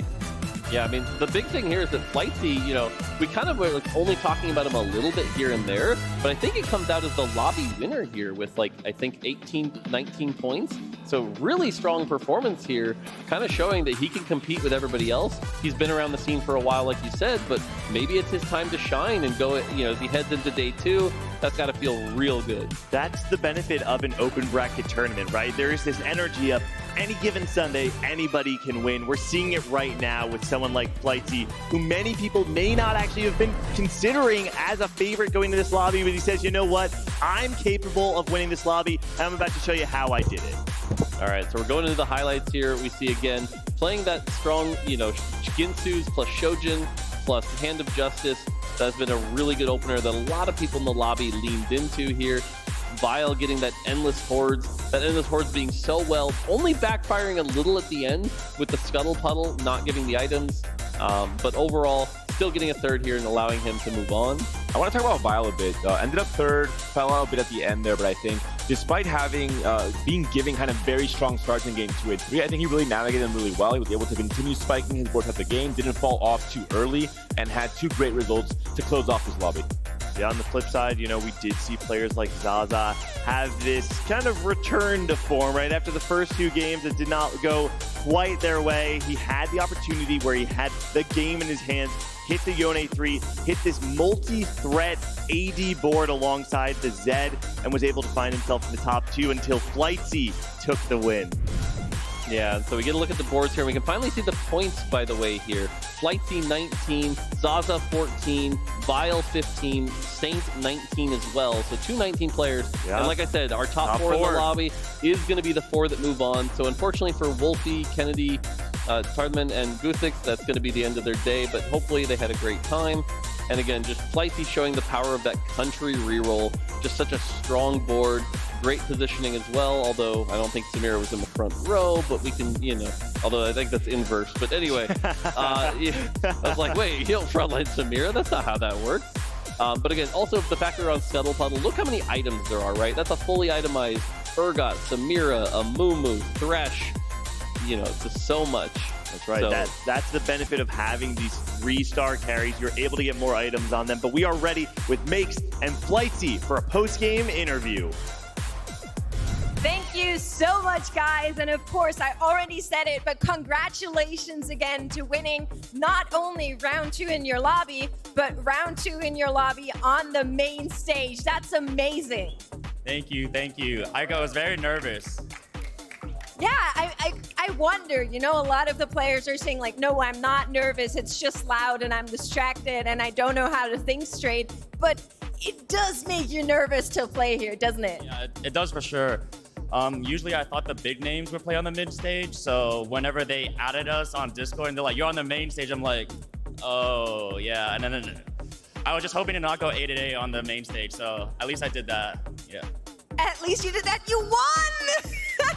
Come on! You gotta celebrate a little bit. I know there's more competition to come, but for today, you did amazing. How's the difference from playing at like the stations and playing on the main stage? I think a lot is different because I think normally only your friends would come and watch you, but here it's like everybody, like I got friends on Discord like at home messaging me saying like, you're on the big screen. So yeah, I'm really grateful for everybody that's watching me. So glad I was able to win the lobby. I love that. And normally we kind of give a moment to shout out friends. If there's anybody you like want to shout out that you prepped with, or anybody that's watching that you want to give some greetings to, now's the time. Stage is yours, quite literally.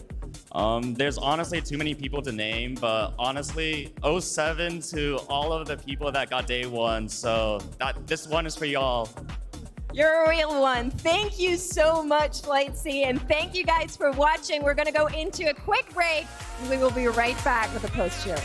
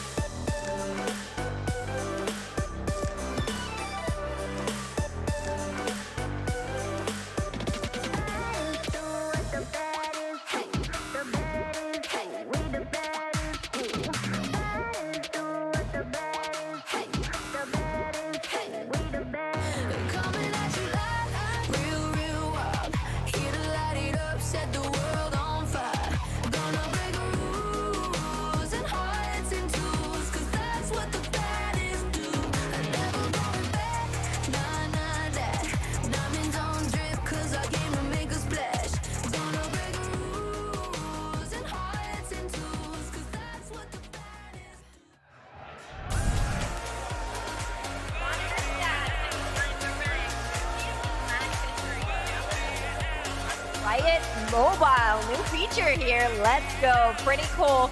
But of course, we do have more in store. A lot of the stations are still finishing up, are still playing. You can see it here on the cameras.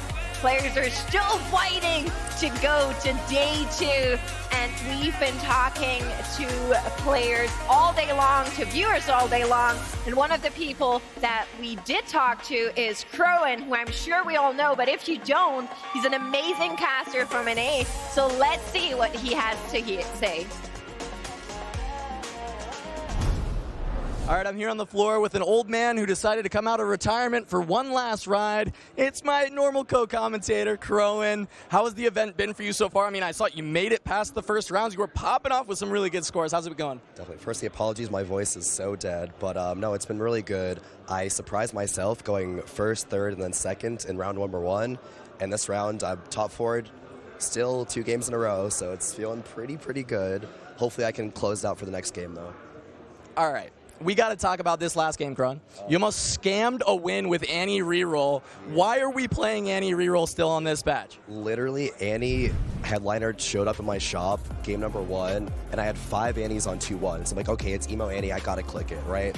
I tried rolling it, I rolled to like 30 gold. I didn't see a single other Annie afterwards. I'm like, I have to ditch this.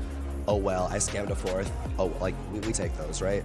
Next game, this past one, 6 Annies at 2-1. Same emo Annie showed up first shop. I'm like, I have to click it again, I have to do it. And then I got dropped a lesser duplicator as well. So like, okay, essentially 7 Annies, I can't miss here, right? I can't miss. It still took me like way more gold than it should have to hit. And it was still like super, super weird. But ended up almost getting scamming a first there. Not quite though, but it was still a good game. Very, very hard fought for the top 3, but ended up 3rd. All right, ended up with the 3rd, but still you've been popping off all day. Thanks so much for the interview, Crowan, and best of luck in your future games. Anyways, with that, send it right back to you. I love that so much. Also, shout out to Crowan. If you need like something for your voice, go find me, man. I got you.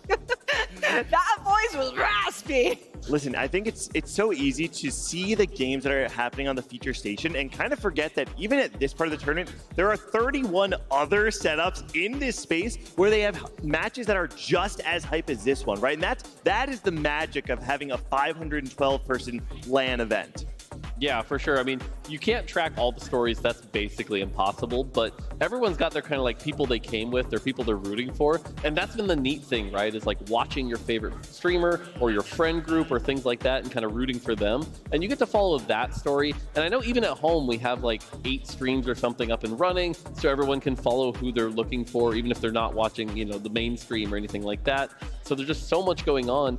And I'm kind of excited because day 2 and 3, that starts to shrink, right? We're going to start seeing a few stories and we're going to start seeing who can really pull ahead, and that's going to be awesome to see. That's the big thing. So many other huge magical moments happening in the co-streams and the watch parties at home as well for different regions. So we're doing a lot in this main broadcast, but there's so many other great storylines developing, and hopefully get a way to recap that tomorrow and on day 3 as well. Even just now with the interview that we did after game 3, I was standing up there with Flightsy and like a bunch of players came running between the stairs like, Flightsy, yeah! Like yelling and screaming. That was so cute. I love the support that the players are giving to each other here, and just walking around those stations and like seeing how focused they are and like how their friends are playing. It's amazing. At the risk of sounding like a broken record, I keep saying this, you know, any given Sunday, anyone can win. The theme of this event is step into the light, and it gives the opportunity for people like Flightsy, who people thought they were a known quantity, and then he shows up and he dominates this lobby. Anybody can break out this weekend. Gangly, do I need to ask you about the variance? No. Well, we're gonna check up on players and fans and hear what they have to say. Hey everyone, Azael here at the TFT Vegas Open with Liquid Snooty Boo, who's been killing it so far. He crushed it on the main stage. He said he went back-to-back thirds so far in the second round. So you're looking good for day 2. Hopefully, yes. I'm kind of destroyed at the moment because it's been a long flight and I'm falling asleep on my keyboard, man. Where are you from? I'm actually German, but I live in Spain at the moment, south of Spain. Okay. So when did you actually fly into Vegas? How long have you been here? I got here yesterday in the evening, around 9 o'clock or something. So I just went to bed and started competing. So that's pretty much it, yeah. That's a pretty rough schedule. I mean, you're killing it. So you could be even doing better on day 2, day 3 if you get some more sleep. I hope so, yeah. So is this your first kind of big LAN event like this that you've actually played at? Well, as big as this for sure, but I used to compete in the Hearthstone days, and they had like a lot of these events. This is like massive, of course, in comparison, but we had like one of these every 3 months or something like this. Yeah. So how are you finding the event? Have you been having a lot of fun? You're having a first kind of big TFT event in person like this, you know, maybe meeting some of the people that you compete against online? Yeah, this is awesome, man. I mean, just watching all those streamers for all those hours, getting to chat with them. We're all kind of a bit awkward because we're not good at social interaction, so it's kind of weird, but that's still fun, yeah. That's good, man. Well, you can bond over TFT. You can talk about the games. You're killing it so far. I want to wish you the best of luck with the rest of the games. And we're going to see you very likely tomorrow. All right, I'm here with Emily Wang, who has advanced on to the round of 256. Emily, how have you been feeling about the event so far? Are you having fun? How have the games been going? Yeah, so, okay, the funny thing is, I actually just went 8th like 5 seconds ago, and they're like, oh, want to have an interview? And I was like, bro, you want to interview me after I just went 8th? But yeah, it's been really fun. Like it's just kind of like a huge meetup of people. I think like obviously everyone's here to compete, but I mean we're here to just have fun and like hang out. And yeah, it's been really fun. It's like huge. I'm surprised at how like well run it's been. I mean, not that I was expecting it not to be well run. All right, to summarize it all, wanged. Back to the desk. Thank you so much, Zale and Casanova out there doing those interviews. I love seeing them. But of course, what I also love is our giant leaderboard here at the stage. And there's a couple of names that are actually really surprising me, but who's not surprising me is Casey Double and Lelouch there. Yeah, they're scrolling through right now, and you've got to say, there are a lot of known quantities people are expecting to see. I saw Dish Soap there on the front page. We saw the Casey Cousins up there. As well, right after Appy's doing so Let's well. go. Round of applause for all of these players who are smurfing on the competition, and it is a very, very stacked event. And look at the representation too, right? It's not just North America, it's not just EMEA. We are seeing players from every region. Japan on there as well, Latam, Brazil. People are coming out, representing their region. They're putting themselves on the map. This is the best part of seeing an event like this come together. Rowan, press event, Malala, We're Issa. just, for you to understand, we're just grinning at this, and Gora makes me very happy to see him up here, as well as talking to him a little bit earlier on. He was even like wanting to come up on the desk. I told him he can, but it seems like he keeps playing. Hayden, Clear, Solo Gasong. A lot of the big names that we expect to see in day 2, I think they mostly have made it through. So it's going to be so exciting to see what those lobbies look like. These lobbies are already stacked. Tomorrow will be literally 8 superstar names in every single lobby, essentially. Surely nobody's fast nighting tomorrow, right? The lobbies will be way too hard. I don't know. Surely. Liquid Saint Vicious going to be once again going 9 every single game and saying, surely not the next lobby. We definitely did see that tempo get increased, though, right? We were seeing that Fast 9 be a lot harder. We were seeing a lot more level 8 boards, things like that. And so, again, we're definitely now at that point where the competition is really fierce, right? We talked about, yeah, there were only 200 challenger players or whatever, but tomorrow especially, right? Everyone has made it into the money, and now they're playing for that big grand prize. It's going to be rough. You keep saying it. Tomorrow is where the action will continue. I wrote down the time zone because I am all over the place. It's 10 a.m. Pacific that we are starting the games again. So make sure you write that down. Make sure you show up on time because we're going to go with or without you. But of course, we'd like to have you there. 128 players going at it. Then getting decimated to 32, then to our final lobby for game day 3. That's the biggest difference. Round 3 and 4, only the top 2 are advancing to that next round and then to that final day 3. So going to be so cutthroat. It already was today, even more so tomorrow. We saw players like Zaza have the agency and the capability of making these really strong runs, but kind of faltered at the end, wasn't able to close it out. Tomorrow, you don't have that wiggle room. It's all gone. If you have a high roll opener, if you have a high roll mid game, you better be able to pilot it to a first or a second, because if you don't, your tournament's over. Yeah, I mean, again, the fact that it's only top 2, right? We saw today, like, you could go 8th, 2nd, 1st, and make it on, no big deal. Even we saw like an 8th, 3rd, 2nd, stuff like that. You go 8th game 1, that's going to be hard to come back from, because sure, you could get top 4, but it's only top 2. And that's the other part we talk about, right? Are we going to see like a meta shift because, again, that 1st and 2nd points are so valuable? That's the kind of thing that might actually push it right back into Fast 9, where it's like, no, I need to cap out these boards. That's going to be fascinating to see. Well, I do want to ask you as like a final question, guys. How's your day been? We've been talking to the players, to the viewers. What's your impression of TFT Vegas Open here on the caster desk? It's been so exciting, but also so exhausting. But the energy in this venue, I think, has carried me through all of these hours. It's been so great to meet the players, to see players that I love and hold dear to my heart, finding good results, being so excited on camera in the interviews with all the different field reporters. So overall, just an excellent day. 1. Yeah. There's still 2 more great days of TFT left. The TFT fan inside me is experiencing our game that we love so much in a way that none of us could really have ever imagined, right? The energy is electric. You're seeing everybody that you've seen for so long, finally in the flesh. It is something that, I mean, I just want to say to everybody who is watching, please, if this ever happens again, make sure you're here because this is just so magical. Well, I think you in particular have like an even more different perspective. I phrased that terribly. It's a long day. It's a long day. But your perspective is specifically different to like all of us because you made this game. How have you been feeling about the TFT Vegas Open? I mean, it's been amazing. I mean, for those who aren't here, there's a bunch of devs walking around. Everyone's getting to like see all the players. There's a bunch of interactions. This feels like the culmination of just so much effort. And it's not just like, we have the dev team who made the game, as you talked about, but we've also got the esports team, the production team, stuff like that. So overall, just seeing it all come together has been amazing. And it's only day one. I can't wait to see how it keeps going from here. Well, I couldn't agree with all of that more. I love seeing it, and I love seeing you guys hopefully tomorrow, 10 a.m. Pacific. Thank you so much for watching, and we're going to be there again for day 2. That's been it from us.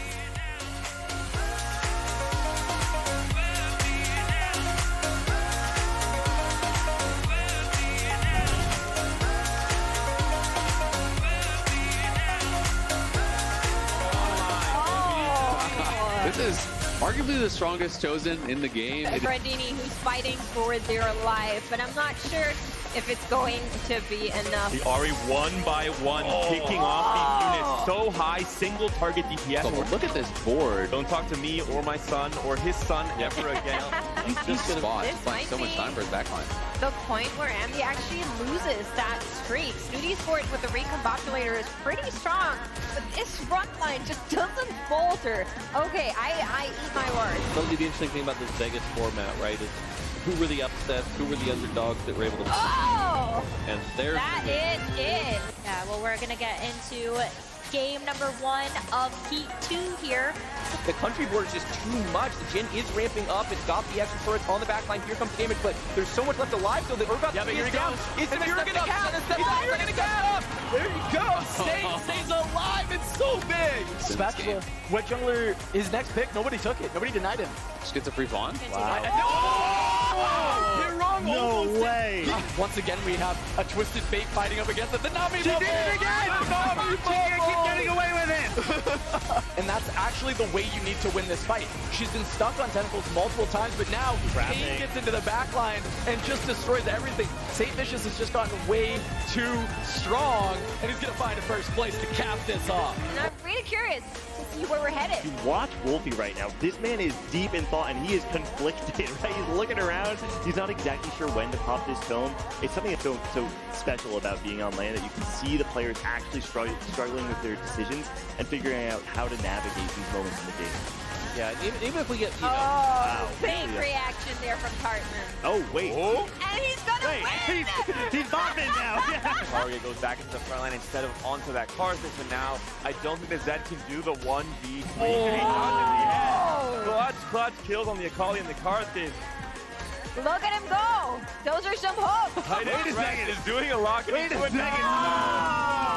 Mira has targeted down that Yone instantly. Doesn't even need the Amumu to keep going here, and Flightsy is going to claim this one on game 3 of round 2 here at the TFT Vegas Open.